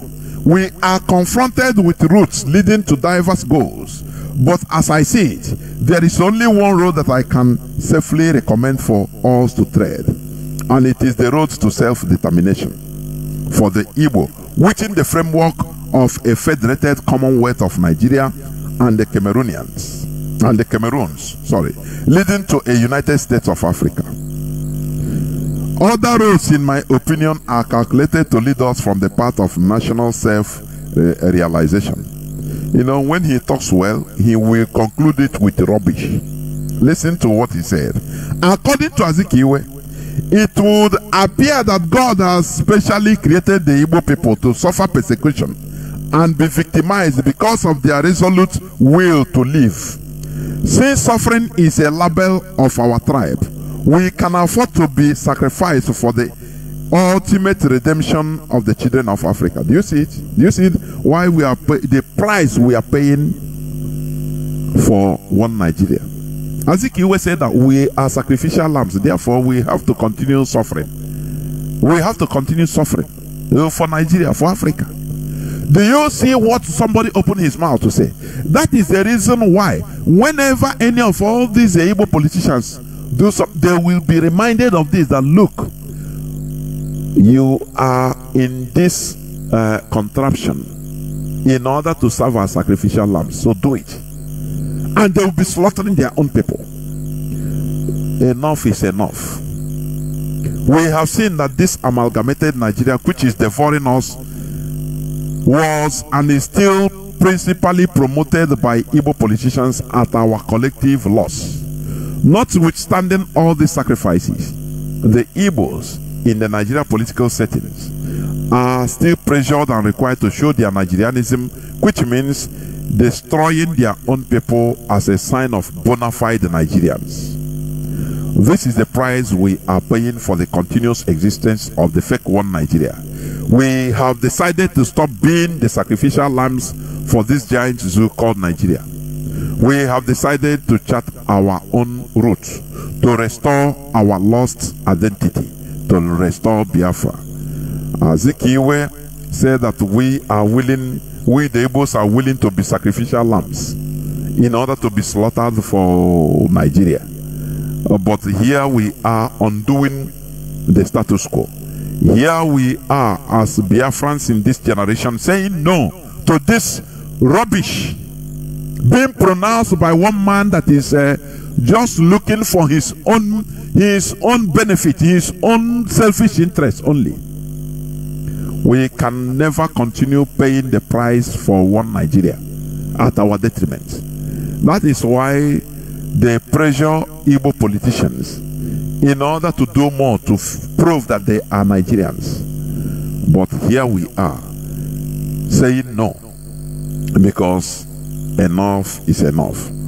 This is where I'm going to stop. I will go into a few minutes break so that when I come back, I will open the lines for people to call in. Please don't go away. See it open. Look at my shop. Yesterday, being Saturday, 17th of September 2022, a gang of Nigerian soldiers came to Ekotutu or see it open. They destroy shops, people's properties, lives. Look at my shop. I'm a graduate. I have nothing doing. Look at how they render me useless in Ositupa. They set my shop ablaze. This shop now, I'm a glow agent. I'm dealing on phones and the phone's accessories. Registering people's SIM card. Now, look at my shop. Both the show glass, the counter, the goods. What of millions of naira? Damage here, no less than 10 million naira damage here.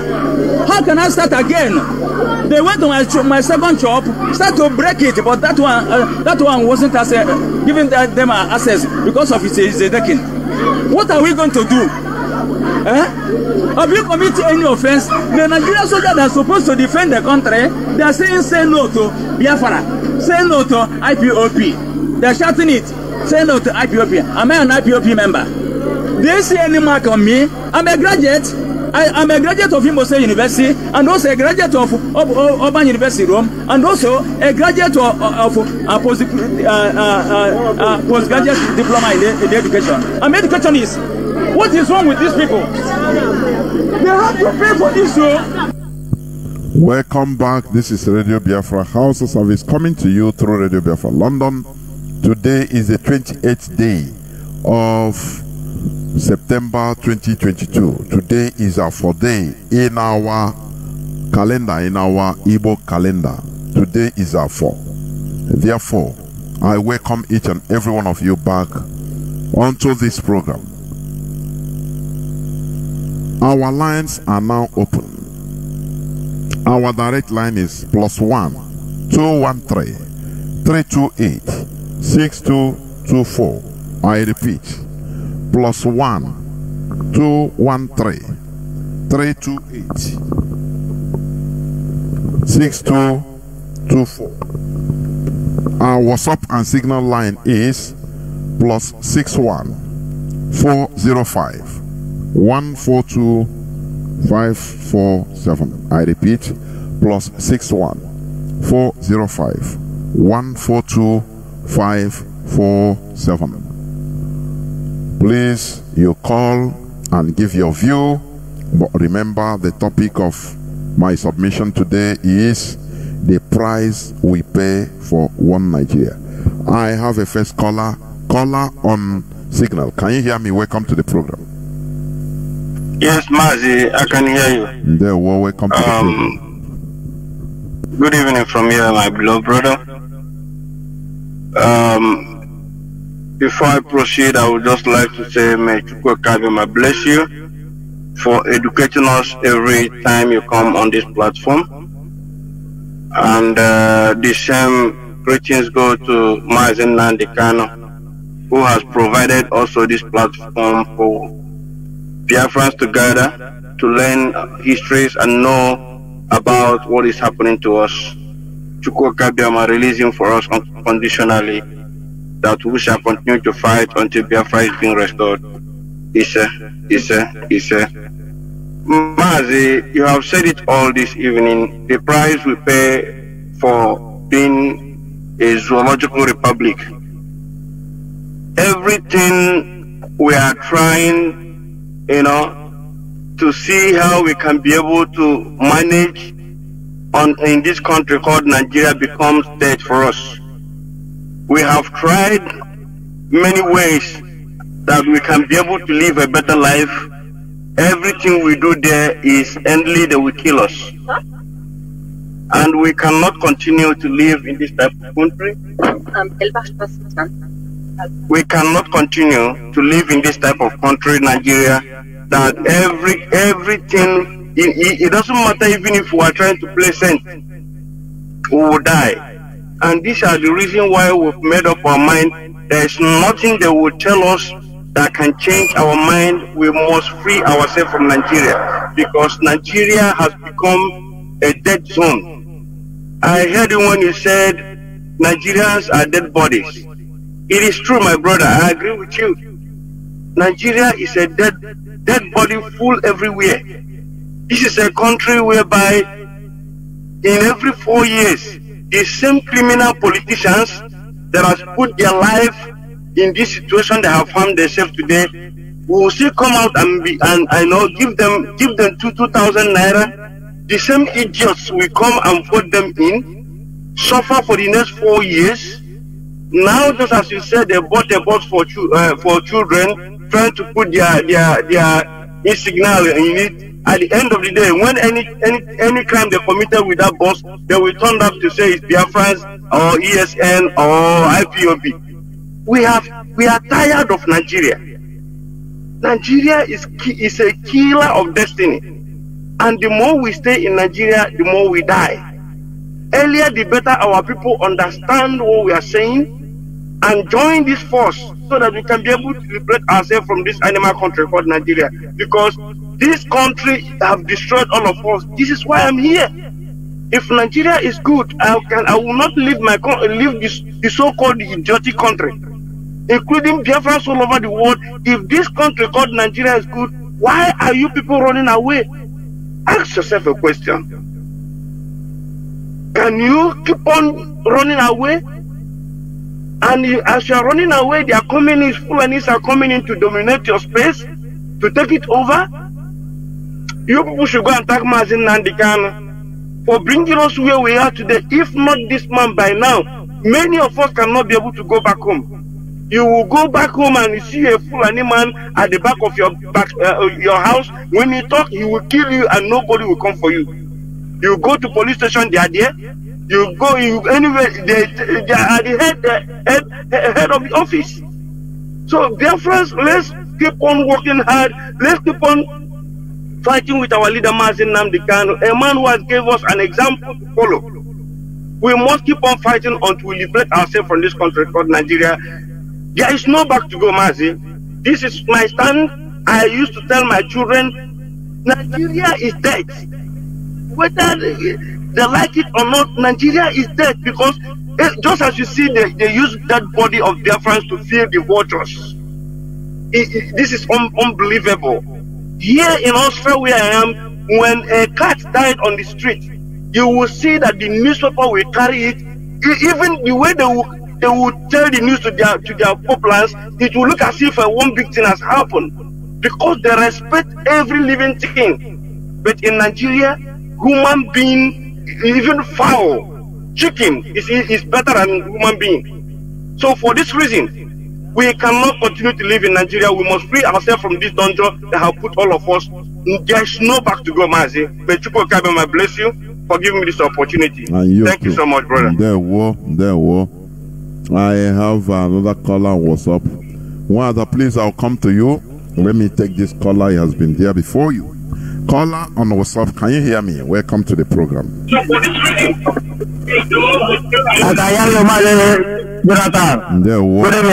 Welcome to the program.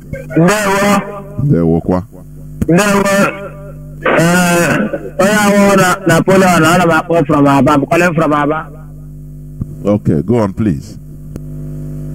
Okay, I hope our radio on the Kuku FM on the Kuku there. On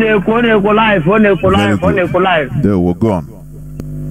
FM live, FM okay. Why am I? Yes, you know the speaker, na struggle no. Yenewi na Biafra land never go there never level na. Asa were so national the color were so state.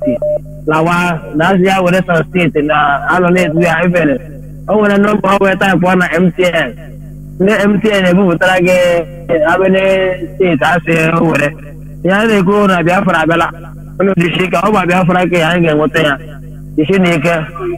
I can kele no the moya no say me ba hange me. Ya ma Biafra ga bia. Nde wono won na ga bo awe ba vote e ba. Aya na me vote. O ha ti me vote, ha me vote ha. E wo ye he dio ha na eku. O ye shi shika no nde wono. Thank you very much. There wo. Ya le trese ro Biafra wa aya ma ya na ko Biafra kaima. There was sir. There were. Thank you. Now I'll bring in Wada Marian. There were. Welcome to the program. Good afternoon, sir. Mazi Jonathan, and how are you today? I'm good. There were you? I am, thank God today. I'm doing okay. Mazi, let me thank my fellow Biafrans. My fellow Biafrans, good afternoon from here. My name's Marian Hader. I'll be speaking from Maryland in United States. I am from Umunoha is Nambitolo local government. Mazi, each time I listen to you, you bring this poignant, points that provoke my thoughts beyond even my own wildest imagination. I am going to give 3 arguments how I captured your submission today. Provoking, powerful, anyway, from my perspective. But first, before I move on, I know you have been playing this note about the young man that his shop was bought in a but something struck me today, a few minutes ago when you were playing it. Maybe we can redirect our attention there afterwards. He started by saying what happened to him. Then he said, I am not an IPOB member. I do not have any marks. Then he began to say, I am a graduate. I am an educationist. I am this and that. Immediately it struck my mind for the first time. I asked him myself, what was he trying to communicate? I don't know. Maybe I'm reading too much into it. What was he trying to communicate? IPO members are not graduates? IPO members do not have marks or what, or do have marks? All these things are irrelevant. Why am I making it? It's still the same misconstrued ideology or mindset we have. Misplaced identity. Yes, he has every right to lament. He has every right to explain what happened to him. It has nothing to do with qualification or who he is.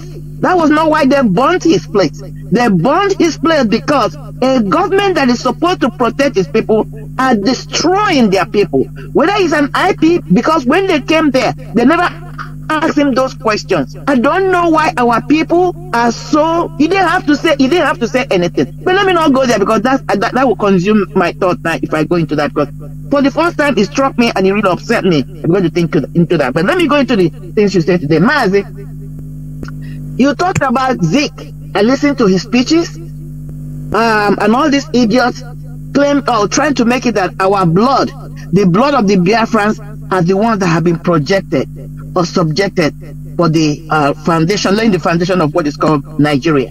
Like you earlier said in your, when you started, Nigeria is a geographical location.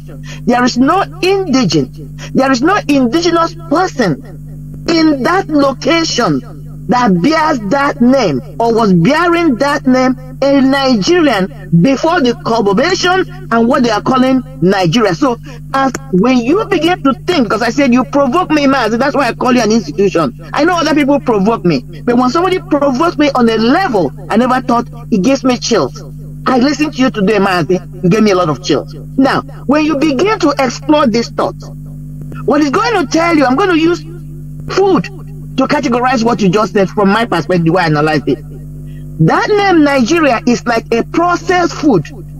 It has no living enzymes, so it's dead. So when you are in a garbage, when you are in something that has no living things in them, living enzyme as a food, you're eating processed food, you're putting garbage into garbage. But when you talk about Biafra, Biafra is an indigenous name of these people. So you look at it as organic name that has life-giving force in them. That is why Biafra must come. I'm not going to take too much time, but let me move to another thing you said, Mazi. I'm just dropping these things. Maybe some people will explain my thought process. Sometimes they can be wild. Mazi, you said something about time. You're talking about the ushering of time. You use the word illumination. I've said it several times. The awakening. Let me take us to the Bible. If you follow the Bible concept, before, according to the Bible, God said, let us come together. That's what you're talking about. Let us come together and reason. This force we call God has been existing, has been there. But because he did not call together other deities or whatever, if you want to follow the Bible concept of the story, that is the Word and the Holy Spirit. If they did not come together and reason and began creation, he was not known. Even though he existed, he was not known. So what am I trying to say? It was the coming together, the reasoning and the awakeness of the Godhead that become to make him to be known. Things began to happen. That is where we are. We have to be the ones to rise up, which is the era we are now. And that is what is going to usher in Biafra. The awakening, the coming together, the reasoning, led by Mazi Jonathan 1. That is what is going to open our eyes and bring Biafra to be. Biafra has been there. Just like God has been there. Time has been there. But time was not recognized. Time did not become awake until the coming together and the reasoning of Godhead. And when you look at every other religion, Buddha is number one. Buddhism. That's why it's called reaching the awakening, the enlightenment.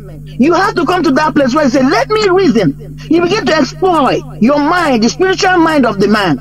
Then you begin to come to that awakening. When you get to the awakening, then things begin to happen. I can't thank Mazi Jonathan and everybody enough, Mazi. If I begin to go on and go, I don't want to occupy. Let me give time for other people. Maybe I'll continue this time, this mindset you have set on me now, Mazi. This process on Saturday when we do our spiritual thing. But Mazi, today is another day. It's giving me chills. I have a lot of thoughts running in my head. Mazi, thank you so much. Thank you. I give you more kudos, more power to your mind. May God continue to use you to express, to teach us, to provoke our thoughts as we march on to this journey. As far as I'm concerned, Biafra is here. The problem our people have is not having a vision. One thing is to have a vision, but argument becomes the vision you have for what project. Yes, Zeke may have a vision. Yes, Zeke may have notified or noticed that we have been set up for destruction to lay this foundation as a lamp. They have been saying it. But the point is, what project? Our blood is not supposed to lay foundation for project of Africa. It's not supposed to be the blood that will lay the foundation for the project of Nigeria. If our blood must be spilled, it has to be to lay the foundation of Biafra. And that is why Biafra must come. And that is why anybody talking about any other name, they are working on a foundation for a different building. If you want to build a 2-3-story building, you design the depth of the depth and the construction of the foundation makes that project to be possible. When you are building a 1-bedroom, it's a different foundation. What some of our people have been doing are trying to use a foundation for another building. Biafra is the right name for the foundation Mazi has laid, being inspired by Mazi. I'm going to rest my case. I'm so fired up with what you're saying today. I don't want to occupy. Thank you so much. God bless you, Mazi. Remain blessed too, because you are also an institution. I'm telling you. You know, these useless statements by Azikiwe that we Igbo suffer persecution and be victimized because of our resolute will to live. And he said, since suffering is a label of our tribe. You know, when I talk against this man, I don't know, some people feel maybe offended. I cannot understand that our tribe is labeled for suffering, that we can afford to be sacrificed for the ultimate redemption of children of Africa, while others are sacrificing for their own cause. He wants us to be sacrificial lamb for Nigeria, for Africa. After sacrifice, when you kill a chicken or you kill a goat, a sheep, as sacrifice for something, do you regard the sheep? The sheep is dead. Now you are waiting for result of that thing you sacrifice it for. So that sheep is nothing. So this man, people don't understand what this man means. He's sacrificing. Oh, that is why the caliphates have taken, you know, it's also spiritual. They take this oath because this is the oath he made with the British, that we should be sacrificed for Nigeria. That is why anywhere they kill us, we are nothing. We have to thank God for Mazi Nnamdi Kanu. We need to remove ourselves from this useless utterance just for him to be a president of Nigeria. We must continue. I have a caller on WhatsApp. Caller on WhatsApp, welcome to the program. Can you hear me? Yes, I can hear you. My brother, Mazi Jonathan. My name is Ebo Chukwuemeka from Nkano, Mbrubu, Nkano, Enugu province. I reside there in South Africa. And I thank Chukwu Okabiam for you and all the radio anchors for the wisdom that Elohim has given to you all to teach us, to tell us what is happening, and to motivate us to keep on reminding us who we are and what to do. I thank you guys very, very well. I cannot even thank you so much. I don't even know how to thank you guys. Thank you so much. Like what you have said, and the clips that you have played, the many clips that you have played for this Northerner, I have listened to it before many times because I have never called to speak about it. That every Christian from Northerners, wherever they may live in the eastern region, that whatever, when something happens, they will be slaughtered as the Northerners. That no one should vote for the Easterner, that any vote you give to Easterner is Biafra. And if you Biafra go, that the North is going to suffer. The same statement made by also Tinubu, when Tinubu was telling his supporters that if they're there to vote Obi, that Obi also that is about voting Biafra, that if Igbo people go, that Lagos will be empty, that are going to suffer. Now, every one of us can understand that these people are just using us as a slave, conquered slave, just like Europeans and the Americans used Black Africa to build their nation. The same way these people are using us, Biafra, Igbo people, as their slaves to build their nation, to build their economy, to make them survive, to make their life easier, to maintain their status quo. That anytime Igbo people leave, they are going to suffer. And now, as Zeke said, that we are going to be the slaughter sheep to keep Nigeria and whole Africa as one. And our politicians also are the one championing it, making sure that we are being slaughtered, to make sure that Nigeria is one.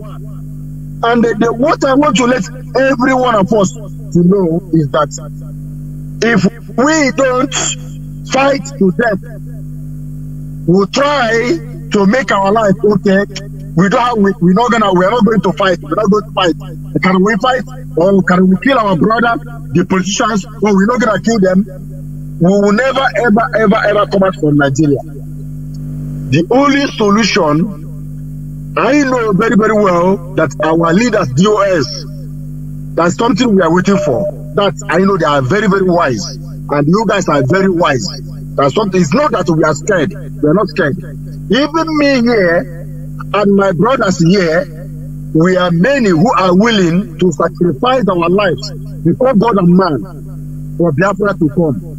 We are just waiting for the time to ripe, so that we will call upon to be in a safe place where we will land and defend our life. Many people of our people who are defending Nigeria, obituary. Those people have no clue of whom they are. They have no clue of our suffering. They have no clue of the thousands or millions they have killed from 1945, 1953, 1966, and 1967 to 1970. They have no clue that we have died more than 7.something million in Nigeria. Any race in the whole world that has lost their people as we have lost our people in Nigeria. Never, ever forget their suffering, the death of their people. Never, that they never forget it. They never play with it, with their lives. We must, whatever we can do to make sure, because if we don't fight to come out from Nigeria, our people will never ever join us. They will never get up from their slumber. But when we start shooting, killing, fighting Nigerian government, Nigerian army, destroying everything, go to war.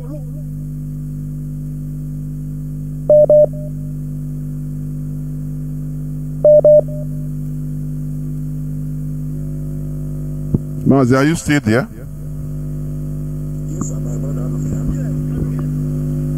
Mazi, I don't know.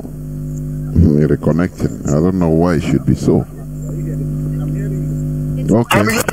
Okay, go on, please. Go on and round up, please. Okay, yeah, I'm hearing you very well. So what I want to say this evening is, when we start fighting Nigerian government, Nigerian army, that's the way you will see those people supporting P2B will come and join. They have no choice but to join us. Even some politicians will join us, some will run away. But if we stand, keep looking for them to join us, we are going nowhere.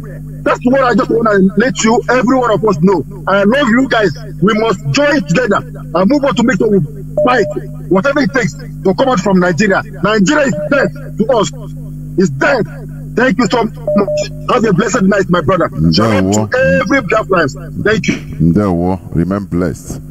Nigeria is really dead for us. That is it. That is the way it was programmed. Caller on signal. Welcome to the program. Can you hear me? Yes, I can hear you, Mazi Jonathan. I'm telling you, I'm telling you, Mazi Jonathan, the one thing I want to tell you, my name is Chris, calling from Moro. Mazi, never fear to hit these people. Never, ever. Even the rest of the radio broadcaster, never, ever, one day to have any fear what's going to happen. Never. You see why? Because of this play you play now here. From this Futageno man. Because I don't think, you know, they will call these people foreigner. And I mean, today, it is good to anywhere you see these people moving on the road and them documents. Of course, Ghana speak Hausa, Togo, Niger. These people should not come and talk to this kind of thing. Assuming this word come out from an Igbo man, they call him a prisoner. Immediately DSS will go for him. Immediately. But nevertheless, Shegumi have already defended their own people, their own men. They are now, he is now want to defend his own political men. I mean, what these people planning is to Islamize us in a full force, to beat us how they want. I mean, this is 1960, something like that. I mean, it's boring. I'm telling you. Honestly, I bring the photo of this man, who dead man of Bukhari, and showed some people here in Morocco. This man, I was 8 years. When this man took over as the military head, look at this hand and check my hand. How old are these people? These people, what these people tell me, they say haram. Some bad thing is going on in Nigeria. I'm telling you. The one thing I want to promise them, let them think that they are Nigeria. I live. My dear, we will never, ever. Nnamdi Kanu is not around, but he is still here with us. We will never deny him. And Biafra must be stopped. Mazi, never fear. These people are cowards. Oh, hey Biafra. Thank you. Almost hey Biafra. And there war. And I'm joined by Mazi, okay? Mazi, okay, foreign. Can you hear me? Yeah, loud and clear. Mazi, good evening from Poland. Welcome to the program. Mazi, thank you. Continue to do what you know how to do best. I will continue to appreciate our beloved leader, Mazi Nnamdi Kanu. The memories of Shubu and all his listeners, wonderful, doing the needful, men and women of all over the world, radicals, fanaticals. We will continue to appreciate all of you. Don't despair. When you are born around, I had the Kuku Jojo. And I make the I question the Mazi, I question go. Yeah, Mazi, before I go on, I wrote to you tomorrow. You didn't tell me the time the South Africans are coming and the 1 million man march. I think, are you going to be on Friday? Well, we are coming 1 million man march. We want to come to your program tomorrow on Friday. Why tomorrow is South Africa? Okay, please, I think I will. No, I will check. We'll talk it off air. I think it will be okay. Okay. Please, it's very important because two of them, South Africa and 1 million man march on Friday. Yeah, Mazi, you saw what happened today in the whole of Biafra land, and they saw what Chinasa wrote in his page today. These people are coming. They want to ignite the same war they did 1970. You can see what happened in Nkore today. You can see what happened in Omonze, Imbudi, and especially in our Omemma again. The so-called Ogu, Mozambique, is at work again. He abducted 11 men in Omoko yesterday night. And about 7 days ago, he took almost 30 persons has abducted. And now the Umokwe people, our Mama, has risen up. That number one condition, that the Ikonso's body must and should return to them for a proper burial. Otherwise, they are so-called dead. Politicians don't know will face it. And in another one, what Hope is planning, they are trying to bring a communal fighting within our land. And now it's springing up. Our Mama people are accusing Hope was Odimba and they saw the agent from Amiriawo, this Ogu, Mozambique, that if these guys are not released, but we don't want any communal crisis again, coupled with the one we are facing in Olo. So this is a situation that needs to be arrested as soon as possible, so that what the enemies are planning, what the enemy is planting, what the enemy is fermenting cannot take place again in the same axis. Not to talk on the Igbo land. You can see what happened in Zambu, Iza and other people, and the part of Calabar, all these community, these people the government are fermenting it. The Fulani is using them. So please, our people should be very, very mindful of how they've been deceived now. And a day before yesterday, Mazi, in our Amebu, did you know that this army, the zoological army, they are so-called back, they went to Amebu, and the people locked their gates, and they started shooting sporadically that place. And this is why we are telling our people, there are things we can do our own. If the whole community will get their vigilantes, put them together and do the needful, I don't think we will have too much problem. Because we remember when they are telling them,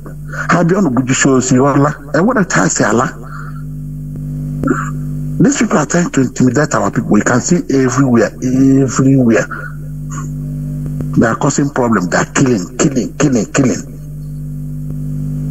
But we are not going to despair.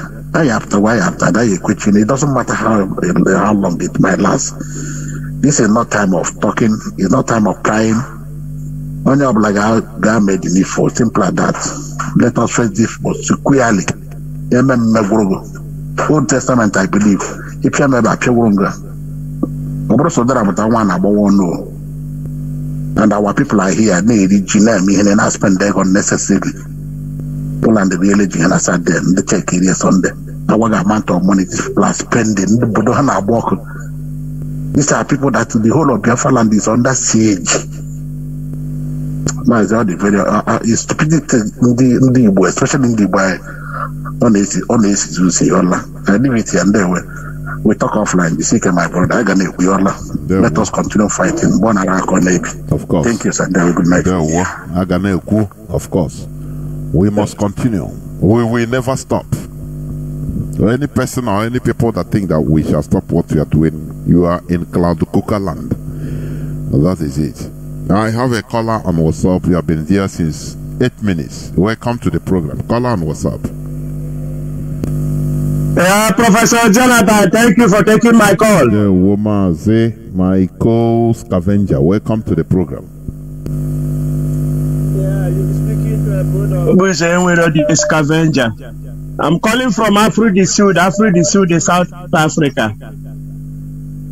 Hey, Professor Jonathan. Hey, Professor Jonathan, you have put pepper on my body. All my body is pepper. All my body is aching me.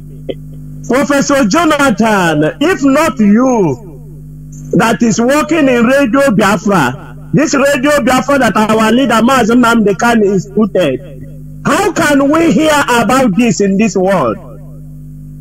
That the person we trusted, that the person we call Zik of Africa, said this type of word on his people, that we are sacrificial lamb to the Africa.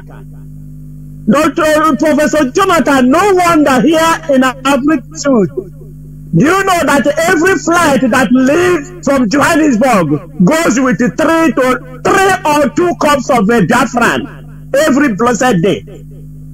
Every blessed day, make this investigation and ask.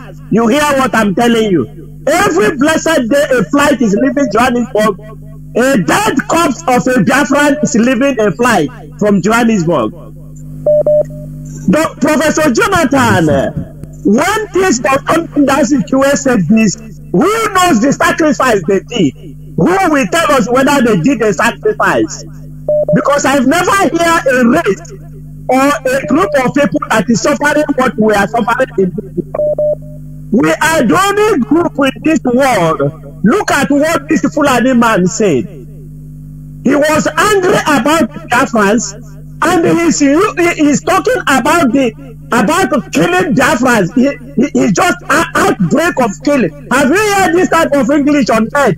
Outbreak of killing somebody, like outbreak of cholera or meningitis or outbreak of AIDS.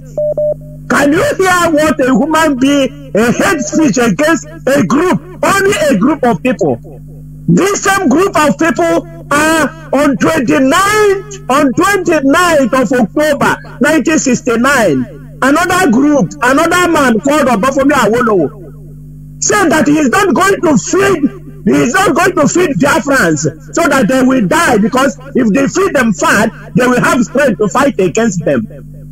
And Biafra children died because of starvation. This is only one group that this is against. This world are against. Only one group in this world that everybody is against. What have we done? And our own people are busy, still yet hating us more, causing more harm. And that is why I hate P2P, just like I now hate ICQ with my own bone marrow. I hate 2 of these people, because these people know what they are doing. They know that the way that they are going are to kill us. And you hear all of them. This is this Nigeria is where you hear that a civilian is accused of jumping a bell. That a journalist will write that a citizen jumped a bell from his own hometown, from his own village, from his own house. They accused our leader that he jumped bell from his own house. And the zoo politics are still there. We still have people who don't speak for us. This is same place. This is same Nigeria. Is where you hear a bloody civilian. You will hear that the civilian is a bloody one. Civilian. That is in same Nigeria. That is where you hear this. How can we live in this type of situation? How can a group agree to endure this type of insult, ruination, pain? Throughout their lives, since they were born, they have been enduring pain for the sake of Nigeria. And now somebody said that our blood is a sacrificial lamb in Africa. No wonder. Everywhere you go in Africa, it's the same. Gabon, Ivory Coast, Benin, everywhere they are scattered. Go to Jonke in Togo. Go to Jonke, you see them. Go to Cotonou, go to Aflawo, go everywhere in the world. They are there. They are sacrificial lamb. And that is what we IPOB said. back to the sender that condemned us. We reject it in the name of Almighty God. We reject it. Now here's the people card there. We reject it. We the IPOB have rejected it. He said, thank you for taking my call. Thank you for taking my call, Jonathan. Thank you. You are hearing something here. I don't know. Thank you. We must continue. That is it. There is no. We will never stop because you know, if we stop, we will all perish. You know, there is something Mazi Jonathan said the other day. Do you think that we are going to stop? If we ever stop, we will be haunted. Even if it takes the zoo years to hunt all of us, take us one by one. Look at how they are disappearing our people in the north, and you will hear them say, "Hey, as I read as Ndibo in Kaduna, he is with APC gubernatorial candidate." That is what you hear. They don't care about their people. Before you save others, you save yourself first. What Azikiwe instituted to use the future generations of Biafrans as sacrifice, we are undoing it today. I'm telling you, we must continue. Caller on signal, welcome to the program. Can you hear me? Yeah, Mazi Jonathan. There we go. Good, sir. Welcome to the program. Mazi, my name is Mazi Fanyi. I'm calling from my location.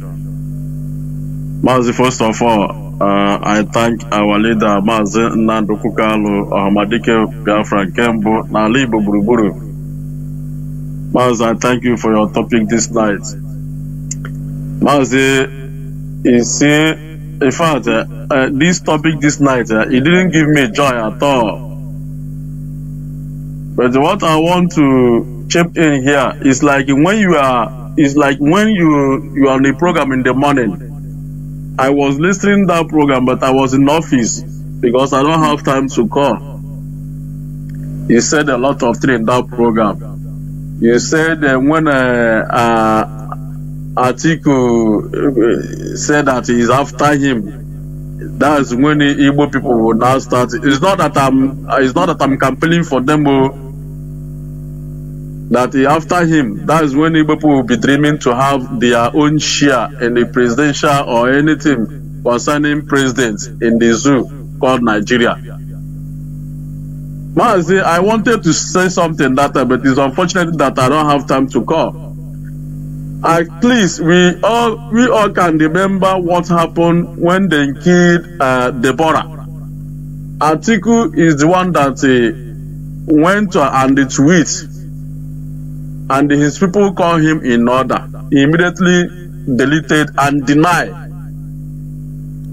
It doesn't, in short, that kind of art, that kind of character, our people did not take it and learn.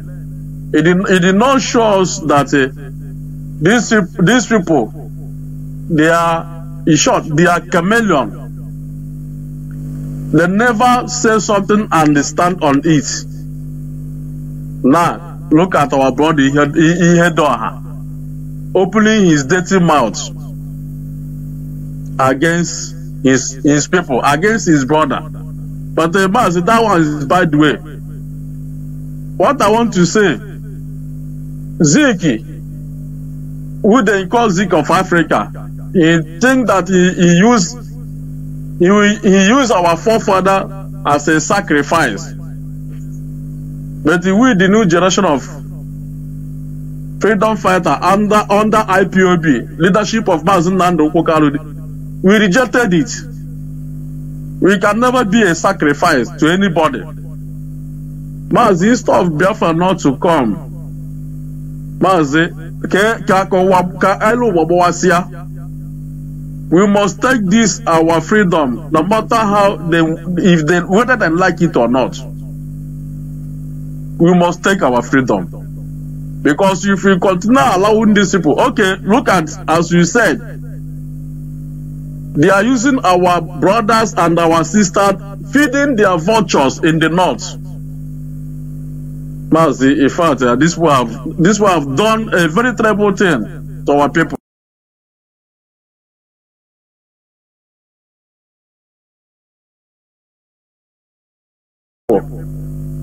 In the north. Mazi, in fact, this will have done a very terrible thing to our people.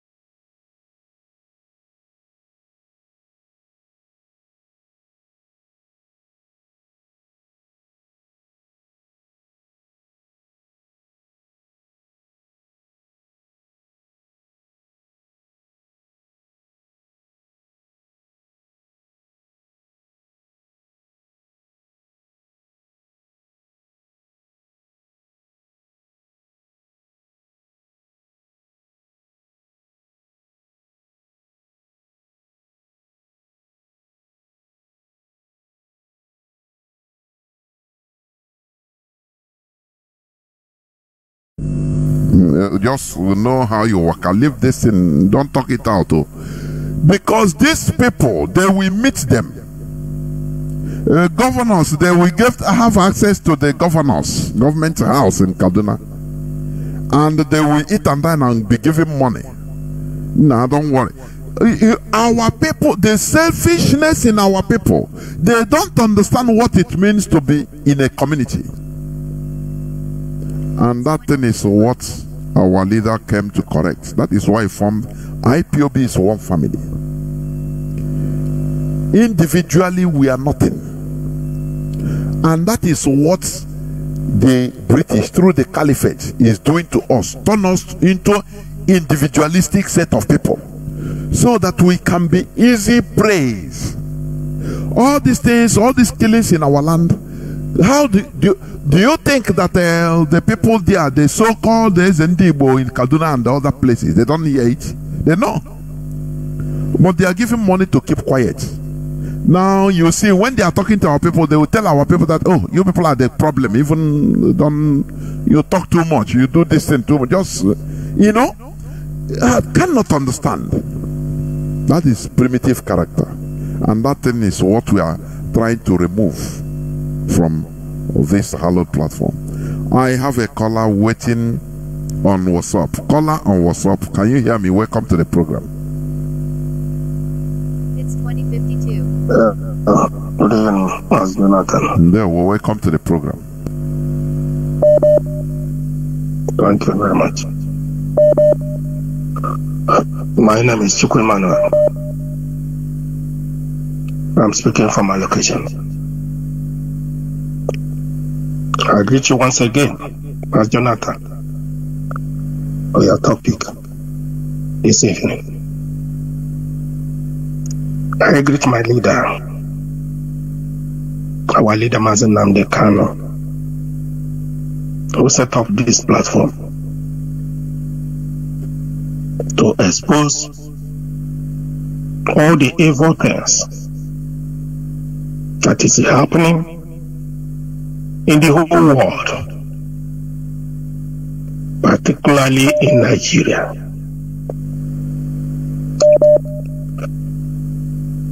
Honestly, each time when I think about what happened to Igbo race,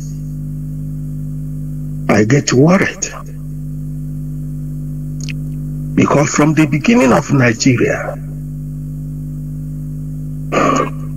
we feel that Nigeria, Igbo people are number one by going to school.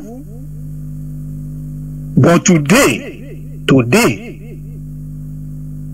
we can understand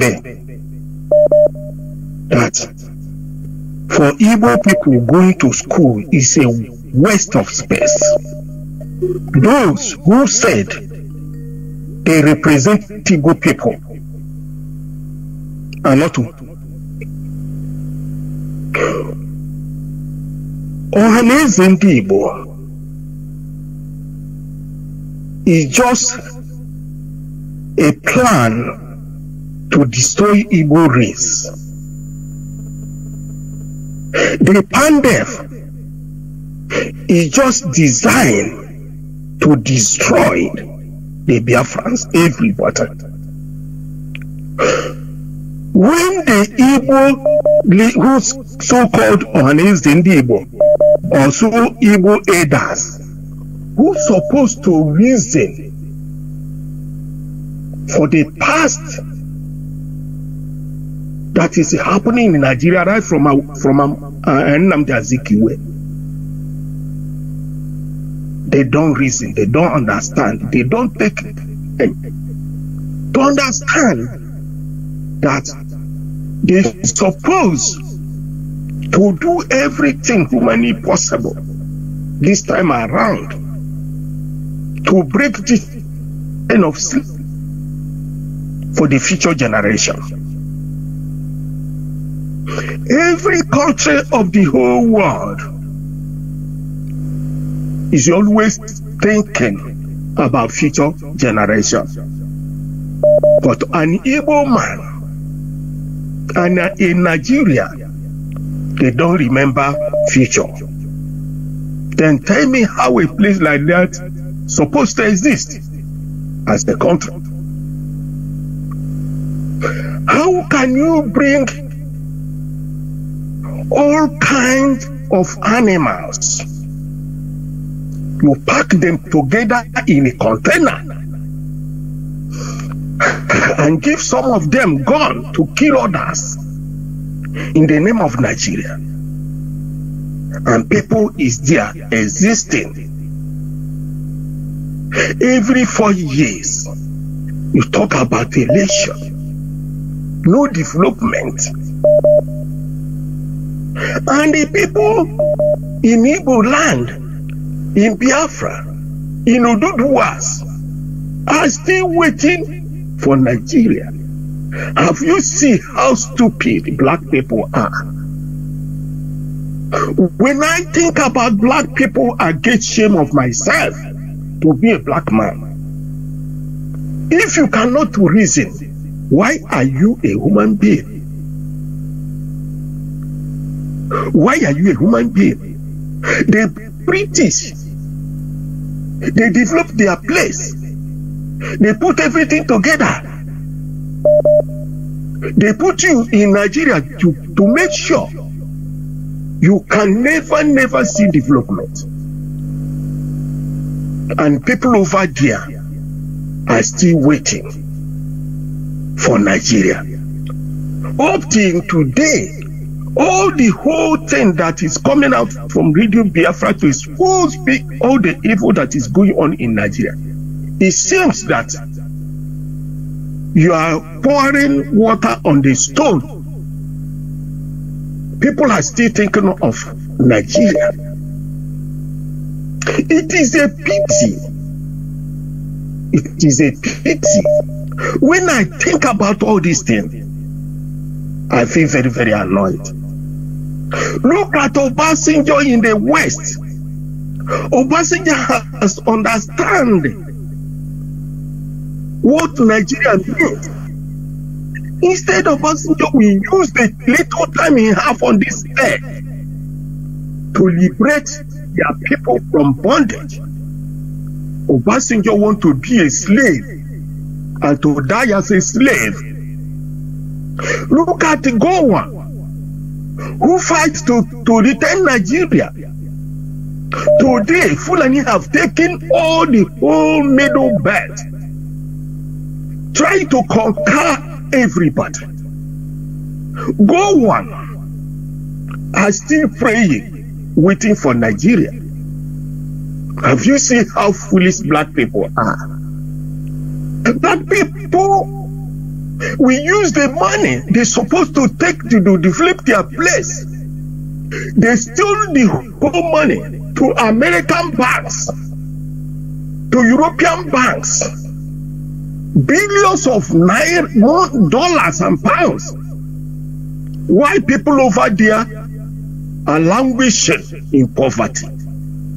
Have you seen what Nigeria means? For those who say they are Nigeria. Day before yesterday, somebody called Radio Biafra and said that Igbos in America are contributing $1,000 to welcome P2B in America. Igbo people, Igbo people, Igbo people, Igbo Nigeria.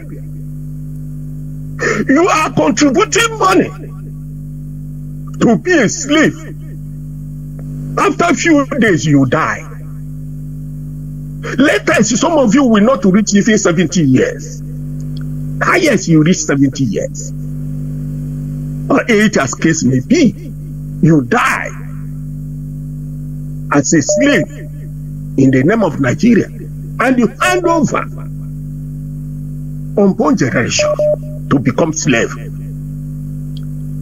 How useless some people are. Which type of people are this type of people? Look at the whole West African countries are Igbos running away from Nigeria. Every country. The whole Europe, Igbos running away from Nigeria.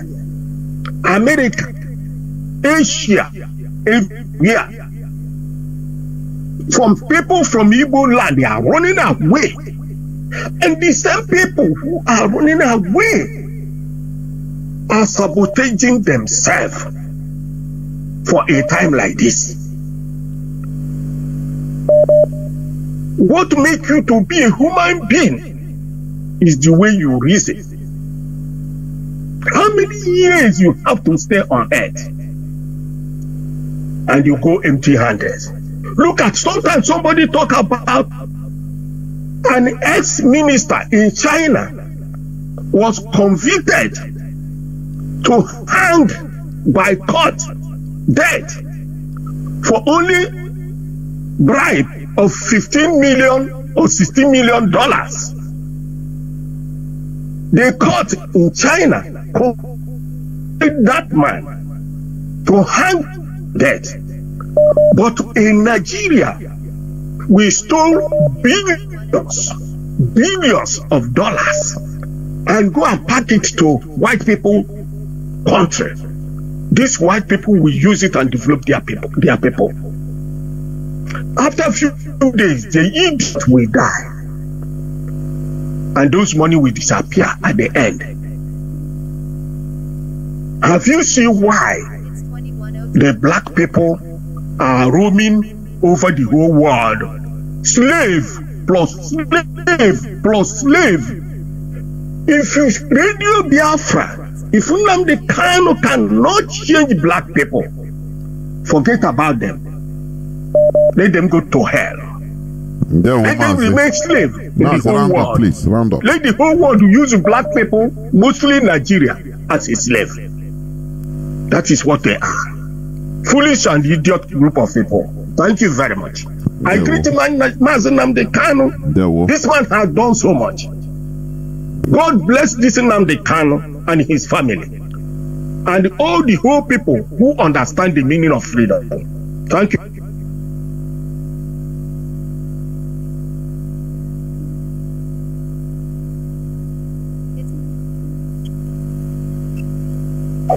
It's 2103. Are you talking to that? Are you talking to that?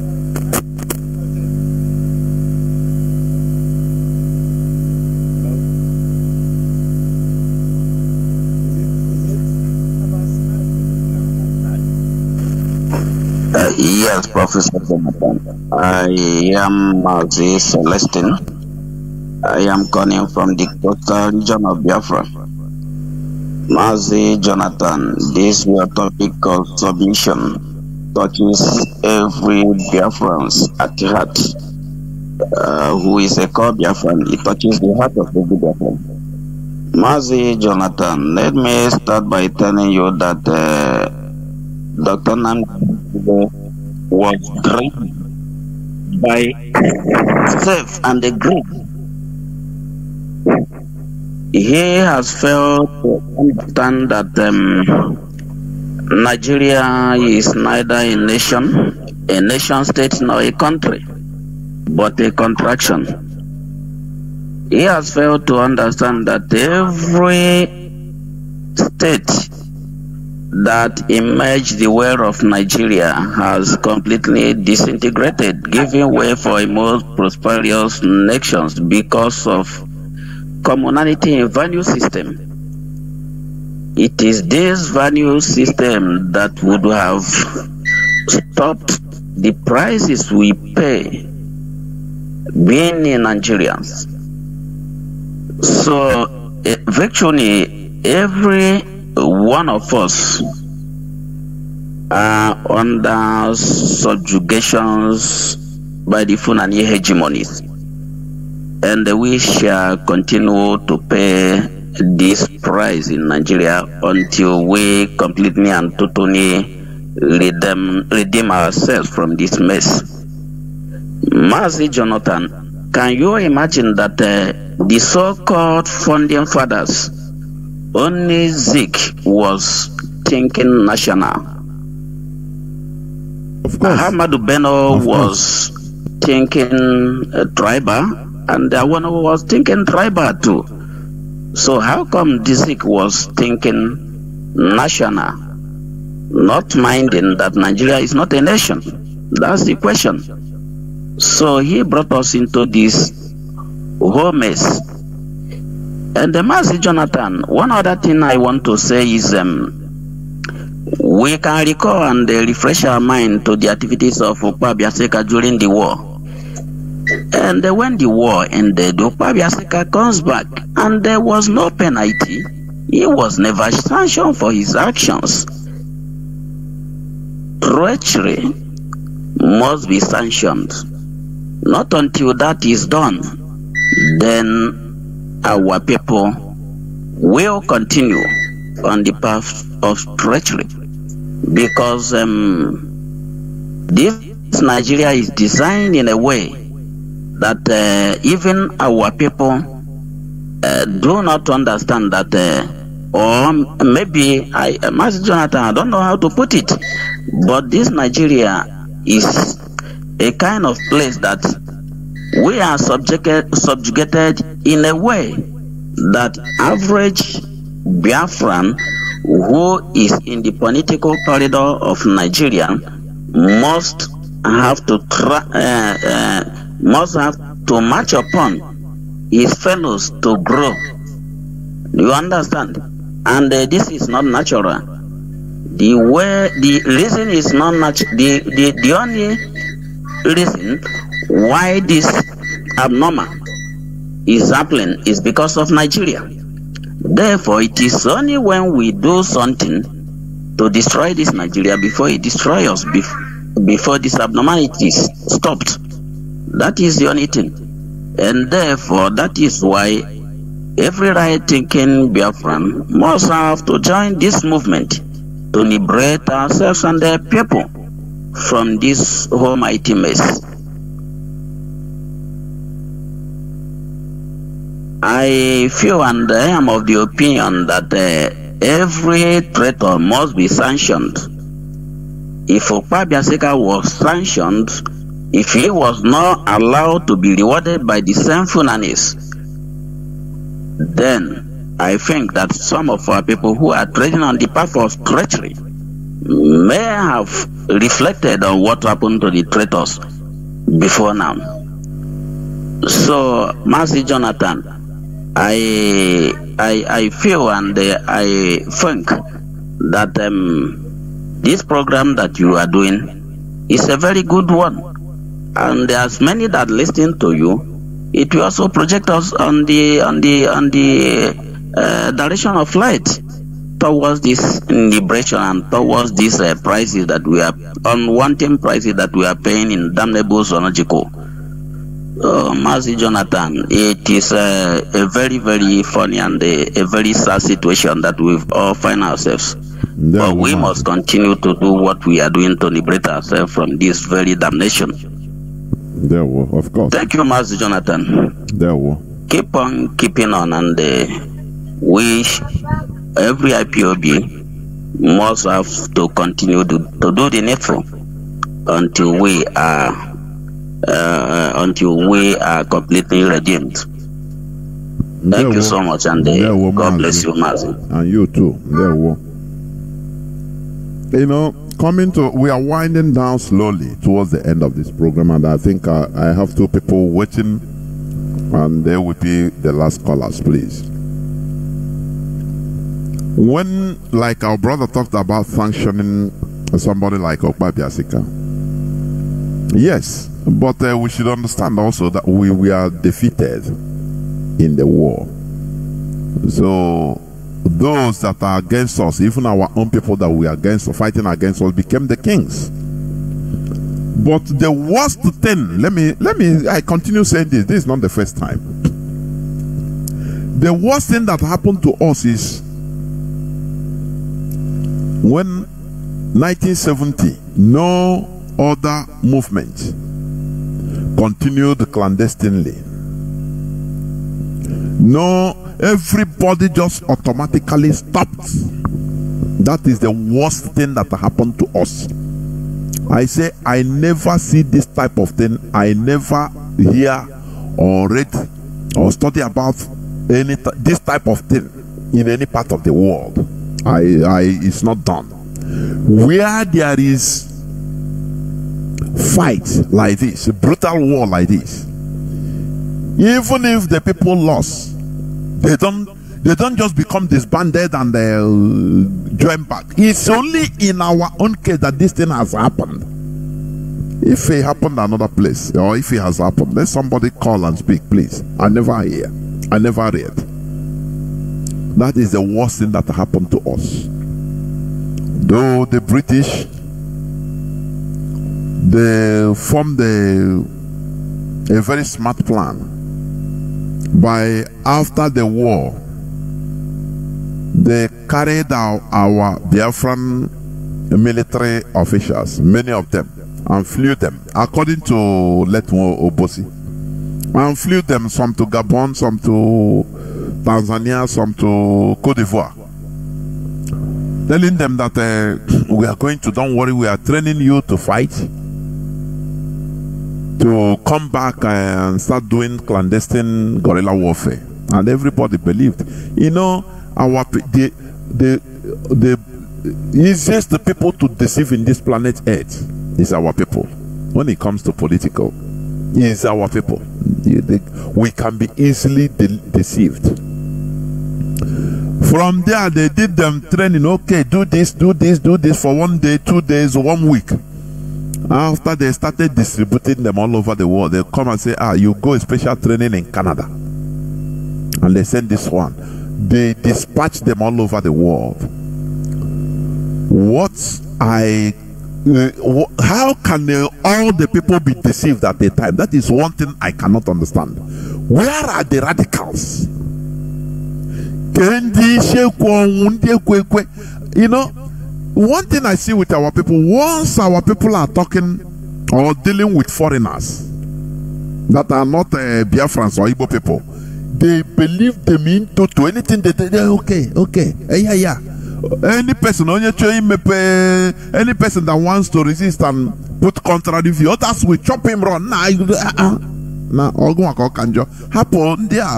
know what they are doing. Let us follow them. But where they become tigers is when it becomes one of us talking to each other to convince. Hey,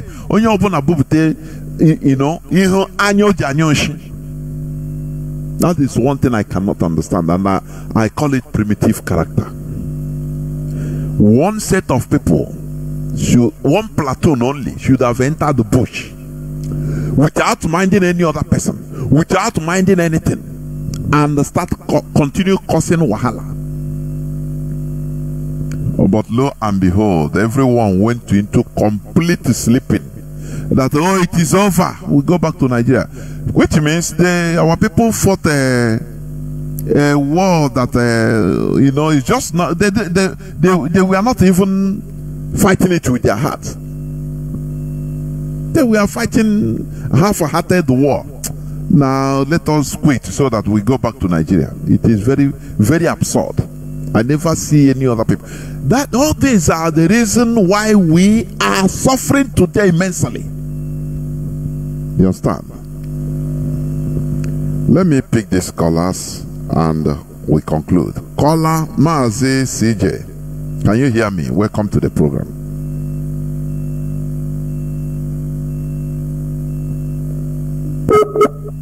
What is happening? Why is it? Is now I pick you that? It's now that I want to bring you up. Mazi, can you hear me? Yeah, I can. Can you hear me? Yeah, the whole world is hearing you. Please go on. Good. Biafrans and lovers of freedom around the world, I want to greet you all, wherever you are. This evening, Mazi Jonathan, I tuned in, and lo and behold, I listened to your topic of submission this evening. And it provoked me to call. Well, when I listened to that, I remember the conversation I had with an IPOB officer today on the phone. We were just chatting, and the statement that Atiku made in Enugu about Biafrans, about Igbos, and the derogatory disposition of himself, the person of Atiku, on the side of the Igbos and all that. And there was something he said. He said that, no, I said to him that the war really did not end in 1970. And he then spoke about what I should know, that those people that are out there with Atiku are those that Fulani Lurimehe after the war. And if you look at that age group, that those are the ones that are singing their praises, even at this point. And then he spoke about Omasanda. He said, look at Omasanda. That somebody like him, after the war, he massacred our people during the war, after bearing Omasanda. And then after the war, he changed his name to Ikewachuku. And then, to the extent he had to be brought to Imo State. Now, that brought us to Sam Mbakwe, the former governor of Imo State, of blessed memory. Now, when he said that, it clicked in my head what I know, or what I have come across, that talks about PTSD, post-traumatic disorder. And as you know, Jonathan, in psychology, I'm not a psychologist, but the little I know, post-traumatic disorder, post-traumatic stress disorder, PTSD, is a very dangerous stuff that can kill somebody without you knowing it, except you deal with it. But there is more deadly one called relived or re-experiencing of post-traumatic disorder. And this occurs when a situation, the recurrence of a situation or an agent of the trauma becomes present in your life again. Now, that my brother was saying that, well, Omar Sanda came and undid everything Simon Bakwe did in Imo State. They brought him to destroy everything Simon Bakwe did in Imo State. And the Simon Bakwe watched his effort, and knowing that this was the man that fought against him and killed his people, and as you and I know, Simon Bakwe was involved in the Biafran War. He fought the Biafran War. I don't know if I'm correct, isn't it, Jonathan? Yes. So now Simon Bakwe fought the Biafran War, The so-called Buhari at the time, shortly after the Biafra war became a head of state, and threw Simon Mbakwe in jail. Buhari at the time was one of the agents of that trauma that Simon Mbakwe was reliving. And then I said that was not enough. Omasanda came in the name of Ike Wachuku, and this Simon Mbakwe came off the civil war, built back Imo State, not just Imo State, including Abia State, part of Ebonyi. You know what I'm saying? And I don't know which other parts that were Imo State at the time. So this man, all of a sudden, that killed you during the war, came and destroyed everything you did. Believe you me, I don't know if Simon Mbakwe suffered any physical illness before he died, but I tell you, current research in mental health practice and research tells you that post-traumatic disorder, and even relieved one, can cause you physical illness to the extent you could die. And you must know, Mazi Jonathan, you see, this is why I tell people that I thank Mazi Nnamdi Kanu so much, that through him, God brought Radio Biafra to us, where we can talk, where we can empty. As it was bothering me tonight, I called you, Mazi Jonathan, to empty what's in my mind. Now, tonight, I am talking about I'm talking about Simon Mbakwe as part of the sacrifice of being one Nigeria, which is in tandem with your topic of submission tonight. Now, moving away from Simon Mbakwe, you also spoke about Azikiwe and Jonathan, but I'm going to focus on Jonathan. I want to tell you, please, Jonathan. I mean the Jonathan of former president I'm talking about. Please, allow me to say what I want to say. I know what I want to say here may not be a popular view, but as Madam Heda would say, that it's a wild thought process. But please allow me. This Jonathan,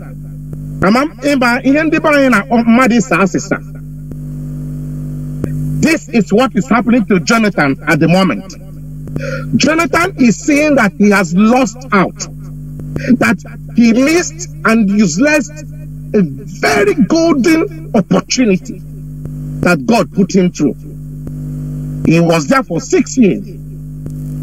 Jonathan could not deliberate his people. Now, Jonathan is talking. I don't know if you have seen one of his, even after that, the video, the one you played, he has again spoken again in Akwa Ibom when they were having their anniversary in Akwa Ibom. And Jonathan was struggling. You could see he was hesitating to call Akwa Ibom South South. He didn't even mention the word South South. He was struggling to call it, give it a name. He came up with all of us in Eastern region. I don't know if you have seen that video. All right? Jonathan could not spill South South from his mouth. He cannot call Akwa Ibom even. He put all of us, he said all of us in the Eastern region. Now, I have a piece of advice for Jonathan. Before I say that, I want to tell you, 2010, that was when Jonathan rose on the back of when Yaradua died. A lot of people were jubilating because Jonathan has gone in. I have a group of friends here. In 2010, I was still in college. I was doing a postgrad in college. And I told them, you guys should stop jubilating. Jonathan got there by God's grace. Only if he understands that there's a reason God put him there. Jonathan, what I'm telling you today, if any of them is listening to me, is listening to Radio Biafra tonight, they will testify to that. They said, why am I so jittery? Why am I angry? I said, no, I'm not. Because I'm a student of political science, political and social science, and social policy. So I understand how these things operate and work.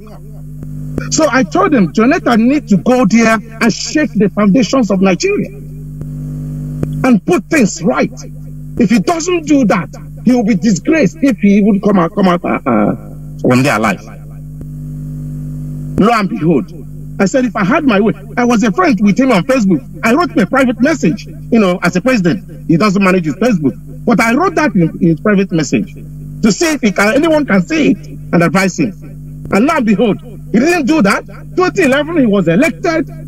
And by the time he woke up to that responsibility, it was already too late. That was in 2013 when he convoked late 2013, when he convoked the 2014, or what do you call it? Is it 2014 or 2013? National Conference. Bang! The enemies of Nigeria, the enemies of the people, saw that this man has woken up. They removed him. And Jonathan timidly and cowardly left, thinking that he saved Nigeria. Jonathan, I want to tell Mazi Jonathan, I want to tell you today.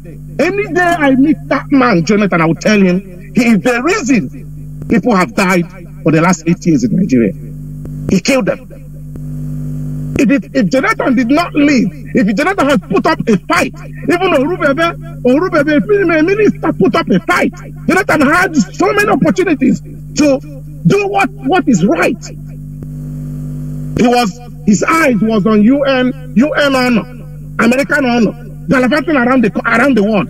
I don't know why he has come out now to talk, to salary satisfied. But time will tell whether he has been ignored and removed, and you know, I don't know the word to use on that war stage. But in terms of Nigeria, Jonathan has lost out. And I don't know if it is where this negative emotion is coming out from. But the only message I have for him, if anybody that is hearing me, should go and tell Jonathan, for him to have peace, for him to, because he disappointed his Ijaw people, Igbo people, everybody in Nigeria. He was a good man. In terms of a person, he had a good heart. But Jonathan did not know he was dealing with Nigeria. There is so much stake in Nigeria. I don't want to go into too much details. But what I want to say, anyone that is hearing me that knows him should go and tell him. It's not about saying it in Imo State, about what he said there. It's not about saying it in Cross River. He has given one honor or the other in one stage, amnesty, and UN, blah, blah, blah. Wherever he finds himself in the world, now he's alive, he should tell them what he's telling us in Imo State and Cross River. That is when I will know that he actually knows what's going on.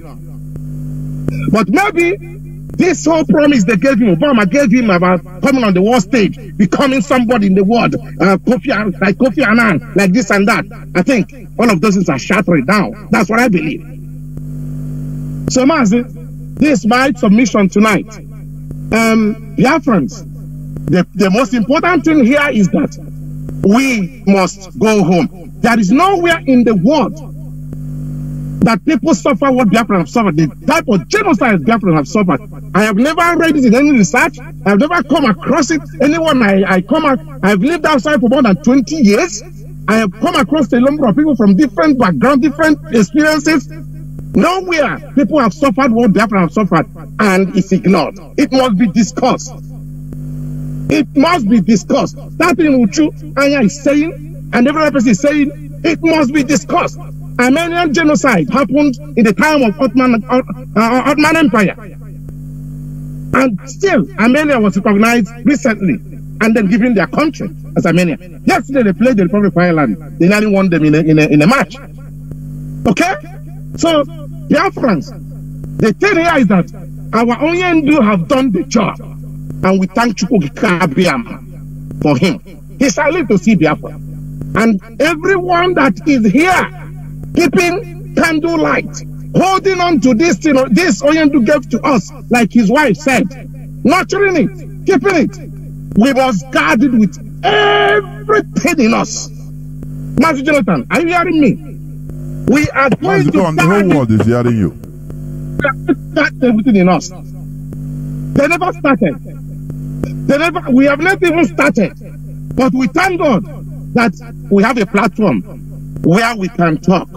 Because talking, it's what does the job. As you know, Onyendu says there's only microphone he has. And the crusade is much more powerful than the barrel of a gun. And we must continue to talk like Okafor said. Thank you, Mazi Jonathan. And may God bless you. And you too. Thank you, Mazi. Caller on WhatsApp. Thank you for holding on. You'll be the last caller for 24 minutes, going to 25 minutes. Please go on. Caller on WhatsApp. Be as brief as you could, please. Go on, please. Mazi Jonathan Chinedu. Mazi Welito Luelu in a Yona. Yeah, Welito Luelu, you are talking to the whole world. Go on.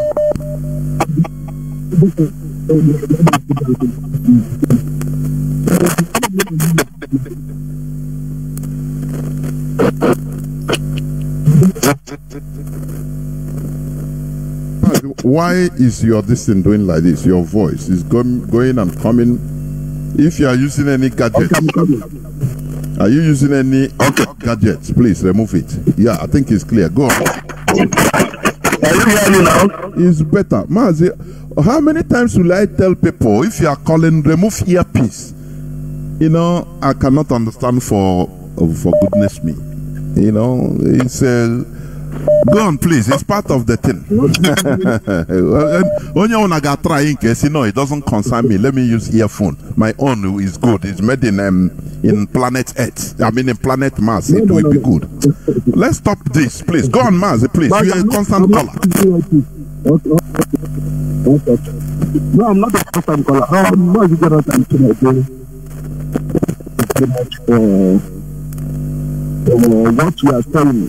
We are good luck for Biafrans. You know, just as my brothers have said, I'm ashamed to be a black man.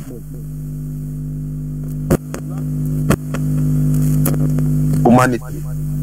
I don't know why. Black people is a disgrace to humanity. I don't know why black people will continue to be doing the same mistake and expecting different results. I don't know that. Doing the same mistake and expecting different results, the mistake that two people have been doing is 1980 up to this day. And the youth people are expecting different results. I don't blame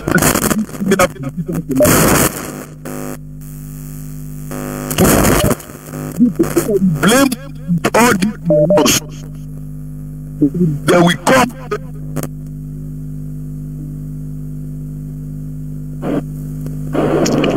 Hello? Go on, Mazi. I don't know what is happening to you. Go on.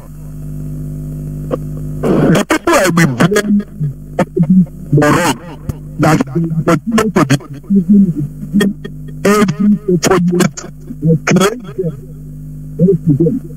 Just as let Muhammad in 2010 and promise give them great hope, promise them great hope, and they vote that bad man in. And they see the situation today. This is how now they are going to vote another into Sorok again. Forever. Young people, it is disgrace. If Martin Namdekan cannot liberate black people, if cannot liberate black people, nobody can liberate black people. And that is why our leaders say, if Biafra will not come, it's better that we all die. Let black people come take our money. Because black people don't have to be. And thank you very much. There were Mazi. There were. Though your voice was sounding somehow today, I don't know why. I don't know why. It's not from here. It's from your phone. I don't know. This is where I'm going to stop picking calls. Please do not call again. I'm no more picking any call, please. Let me switch off the Wi-Fi, please. Today, even I don't know, no direct call. I didn't pick any call from direct line, and there we have direct callers. But We must continue. There is something I want people to understand, like one of Mazi CJ, one of the callers, Mazi CJ, he said that Jonathan disappointed us. This is that he had a golden opportunity. I laughed. I was laughing when he was saying it. I was laughing to myself. Let me tell us this. No Biafran, no person under the so-called electioneering setting, let me not call it democratic setting, you enter into power as rock through as Jonathan or through the vote, can do anything, say, let me liberate our people, Biafrans. Let me divide Nigeria. It is impossible. Let me reiterate. It is highly impossible. No person can do it.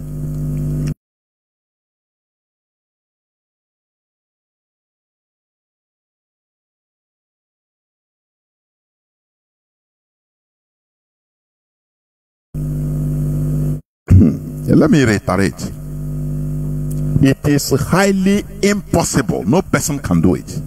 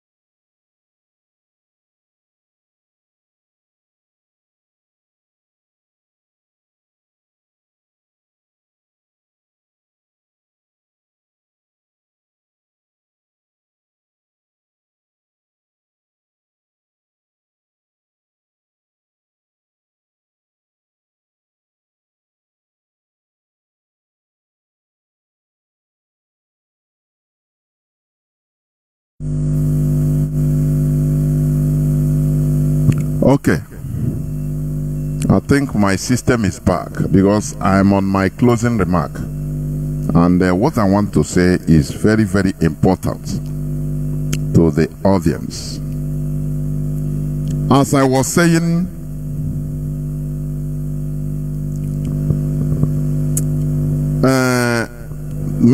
Jonathan, good luck, Jonathan. According to our brother, CJ, he was talking about that Jonathan missed an opportunity to liberate his people. I was laughing when I was laughing with myself when he was saying that. Let me tell us that no person, no Biafran, no Oduduwan, nobody can be able to go into Asorok and divide Nigeria. It is impossible. Under the normal so-called electioneering setting that he used to enter there, like good luck Jonathan. No, it is impossible. Unless through the barrels of a gun, as like Gideon Oka. Do you understand me? Have you people forgotten when good luck Jonathan entered office? He immediately put his own person with his own choice. You know, as a newcomer or what about the EJ Nigeria, they think that he will do something the way he wants it. He put one General Andrew Oweye Azazi. You understand? As a national security advisor. Do you understand me? He did it with the zeal that, yeah, you know, this Nigeria, at least I want to better Nigeria. I want to do it our own way so that Nigeria will move forward. He never knew that there are people that owns Nigeria because he was just a virgin. He was just a vice president. He didn't know nothing, no files. No, they never revealed themselves to him until he started engaging, saying he want to fight the Boko Haram. Owners of Nigeria come to him and say, look, are you joking? Do you think that this is your country you run anyhow? Do you think Nigeria is an ordinary country? Come on, shut up. They blocked Jonathan, good luck Jonathan, from purchasing arms to process the war against Boko Haram. They blocked him everywhere. You know, I used to say this, people don't understand. You know why I used to hammer it? So that people will think, how can a president of a country was blocked from purchasing arms? You know, buying arms, he have the right to transfer money from Nigeria account, any account he want, just transfer it, and a country will sell arms to him. But the caliphate blocked through the British. They blocked him. He said the electronic, no, there is no way it's allowed. No country was allowed to sell arms to him to fight Boko Haram. And if the care is not taken, they will come to Abuja and even take him. So he was asking what is happening. In that time he started seeing the reality of Nigeria. Didn't he organize confab, national conference? But did he implement the result? The answer is no. No matter how imperfect, did he implement it? The answer is no. Why? Because he saw things that is inexplicable. You understand? He saw things inexplicable. It's not something he can be able to explain to people and people will understand. You know, you are seeing him as there as a figurehead, but he can't do nothing. That is how Nigeria is programmed. There are people that own Nigeria. Britain owns Nigeria through the caliphate. Until he went and bowed down to Babangida, who is a Mossadin agent. Now Babangida laugh and say, welcome my boy. Okoya Kanishi. So I thought you don't know. Now they show you, they made you understand who owns Nigeria. He said, before I even talk to you, go and make a Sambo Dasuki as the National Security Advisor, NSA. Do you know what it means? That takes care of insecurity. Do you know what it means? That your security is in the hands of your enemies. People you want to run away from. Do you know what it means? But you have to do it. Otherwise, they will allow Boko Haram to come and take him in Asorok. Have you forgotten when he smuggled, is it $7 or $9 million cash through the Nigerian Association of CAN, Christian Association of Nigeria Chairman, private jet? They caught it in South Africa. Still, they caught it. A president of a country. That's why when I see people casually, Peter, we will counter now, he does so. I laugh. I say, why are our people still perishing on ignorance? Nigeria is not a country that like other countries. It's not a normal country, for goodness sake. As one other said, Nigeria is just a name that has no foundation. It's just an illusion. But there are people that are the owners of Nigeria, the unseen hands that are controlling Nigeria. You understand? So when any Biafra, the man removed good luck Jonathan quickly removed and did as they do. Even Sambo Dasuki said, before even I can even become your chief national security advisor, you have to call Lamido Sanusi Lamido and make him the chairman of Central Bank of Nigeria. Do you see how one thing brings to another? They put you in a situation you are no more in control of anything. So how can you do that? The money is in their hand. Your security is in their hand. Now what else? You are just there as a president. Come and thumbprint. Come and sign. Do you see it?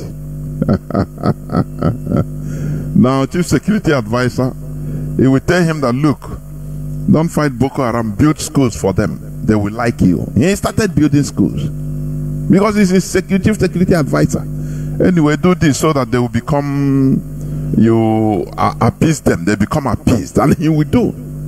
But you are seeing him as a president, which is under reality, he is not. He's just a figurehead. So every Biafran that is there is a figurehead to the caliphate. I'm telling you. Even Sultana. Tinubu, they are talking. What they want to do, Tinubu, just when he entered their happy way. That's why they put Shetima there waiting. 1 year, highest 2 years, Tinubu will die in office and Shetima will come. They will not even they will not allow him to breathe the last oxygen before announcing that he's dead. Oh yeah, he's dead. May he so rest in peace. You have to. That is what they are doing. That is what they are putting in place. So if you expect any P2B or any Sultana to enter there and change things, you are a dreamer. I don't know. Charlie Boy say our mumu no they do. Our mumu, Abi, you know they do every time the same thing. Man, we become disappointed and start again. The same thing. Chineke Kwenayojo. No, it is very sad, honestly. Our mentality, we are just looking for solace where there is none. That is why we feel we are nothing they happen. We are okay in Lagos. You praise, you praise politicians in Lagos. You praise this one in Kano. In order to have that solace you want, lying to yourself that all is well. Whereas inside you know that all is not well. All is not well. When you look at your building in Kano, you say, hey, go to no. Hey, happen no, no, lawa. Hey, The thing, you are lying to yourself because of you are biased in judgment. Because of what you have, what you think you can lose, or that is why you continue lying to yourself. Can I manage way here? Anything, no problem. You continue lying to yourself. That is the worst sin you can commit against yourself. That is the way. In the Bible, many of the what I'm telling you, it is unadulterated truth. Many of the Bible because they have gone in at the early time they didn't know, and then come and build and then make makina and develop. After a time you become this year a Mazi what you are going to do. And then liberation. You start lying to yourself. Why? Because you are biased in judgment. You don't want to believe that anything can happen. Because you have you have inserted your tap roots where you are, thinking that you are in the same country with your hosts. But from time to time they remind you. From time to time your friends and family members they kidnap and kill. They got missing in Kano, in Kaduna. All those things will remind you that now things are bad, or in your subconscious but you continue lying to yourself as an Igbo man. You will look to your situation today and say, how can I wow. I say, can I continue? One day you will die. Do you understand? You will die prematurely, avoidable death because of your stupidity. This is the time for you to make a change. Tell yourself the truth. That is the thing. Look, Jonathan sacked his own man. The man, he said, oh boy, you have to pack, otherwise what I'm here, me, I'm not even safe. I thought that this is like that. So he sacked him and put Sambo Dasuki. Before Sambo Dasuki recommended somebody to be the governor of Central Bank. Strategic places. They have access to fund. The same thing now it is a worst. So how do you think P2B will enter office and sack everybody? You are joking? Different ministries they put in place without even Nigerian morons, dead bodies knowing about. There is one that come out say whether Ministry of Islamic Education that is gulping billions and billions of dollars every year, which no other person know, only them. They are sponsoring themselves agriculturally without account from Nigeria government coffers money. Nobody knows, it's them. They bring up money, they don't account for it for anybody. They give to their people. That is a country you are in. We need to we need to go with the rest of because honestly, every time Aziki we bono ka ya law ka o woro chicha so that happy boya ya lo wa woro mosquito so that I book way or now or you can, because that man he did the bad thing to us, to future generations of Biafrans, of Igbo. When I say Igbo, Biafrans, because of his greed. And that greed is still, I call it primitivity. Our people, we are just like in the equatorial forest all of a sudden.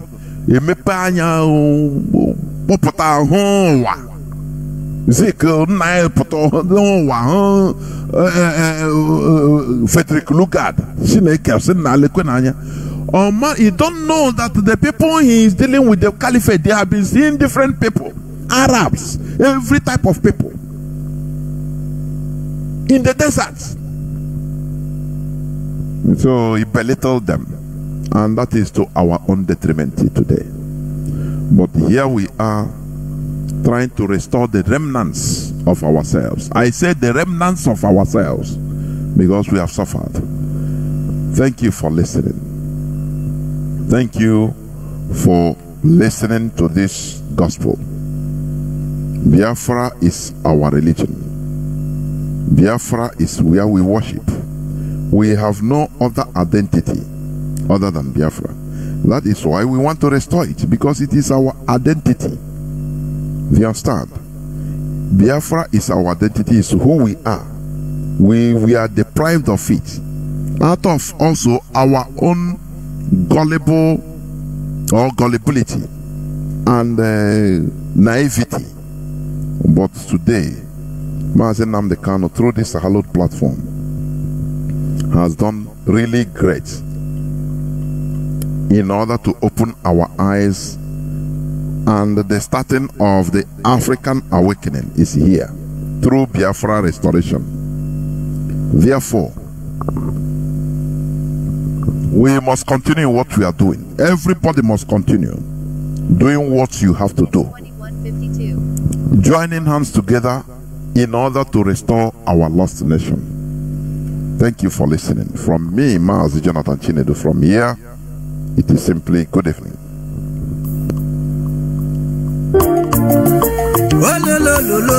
Ochiwa bịala mọzọnụ onye kara aka onye kpọrọ akpọchi ike ye Ochiwa na London ye ihe ji ege eme na Manchester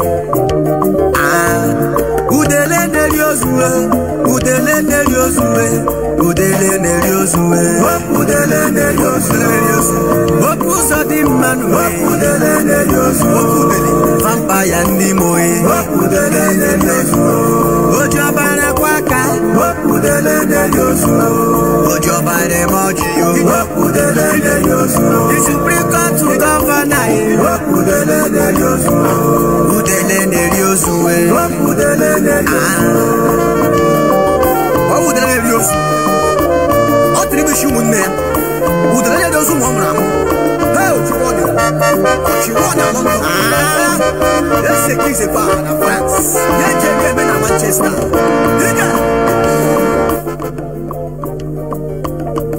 Udele neriozuwe, udele neriozuwe. Vampire ndimo state, yes, vampire ndimo state.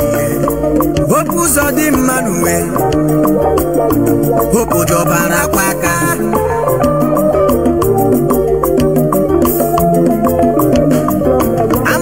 Hopu zodi manuwe After 2004 2006 mgbe ọ na-esogharị ndị 419 mgbe m na-eme vidio coverage ka m matara Hope Uzodimma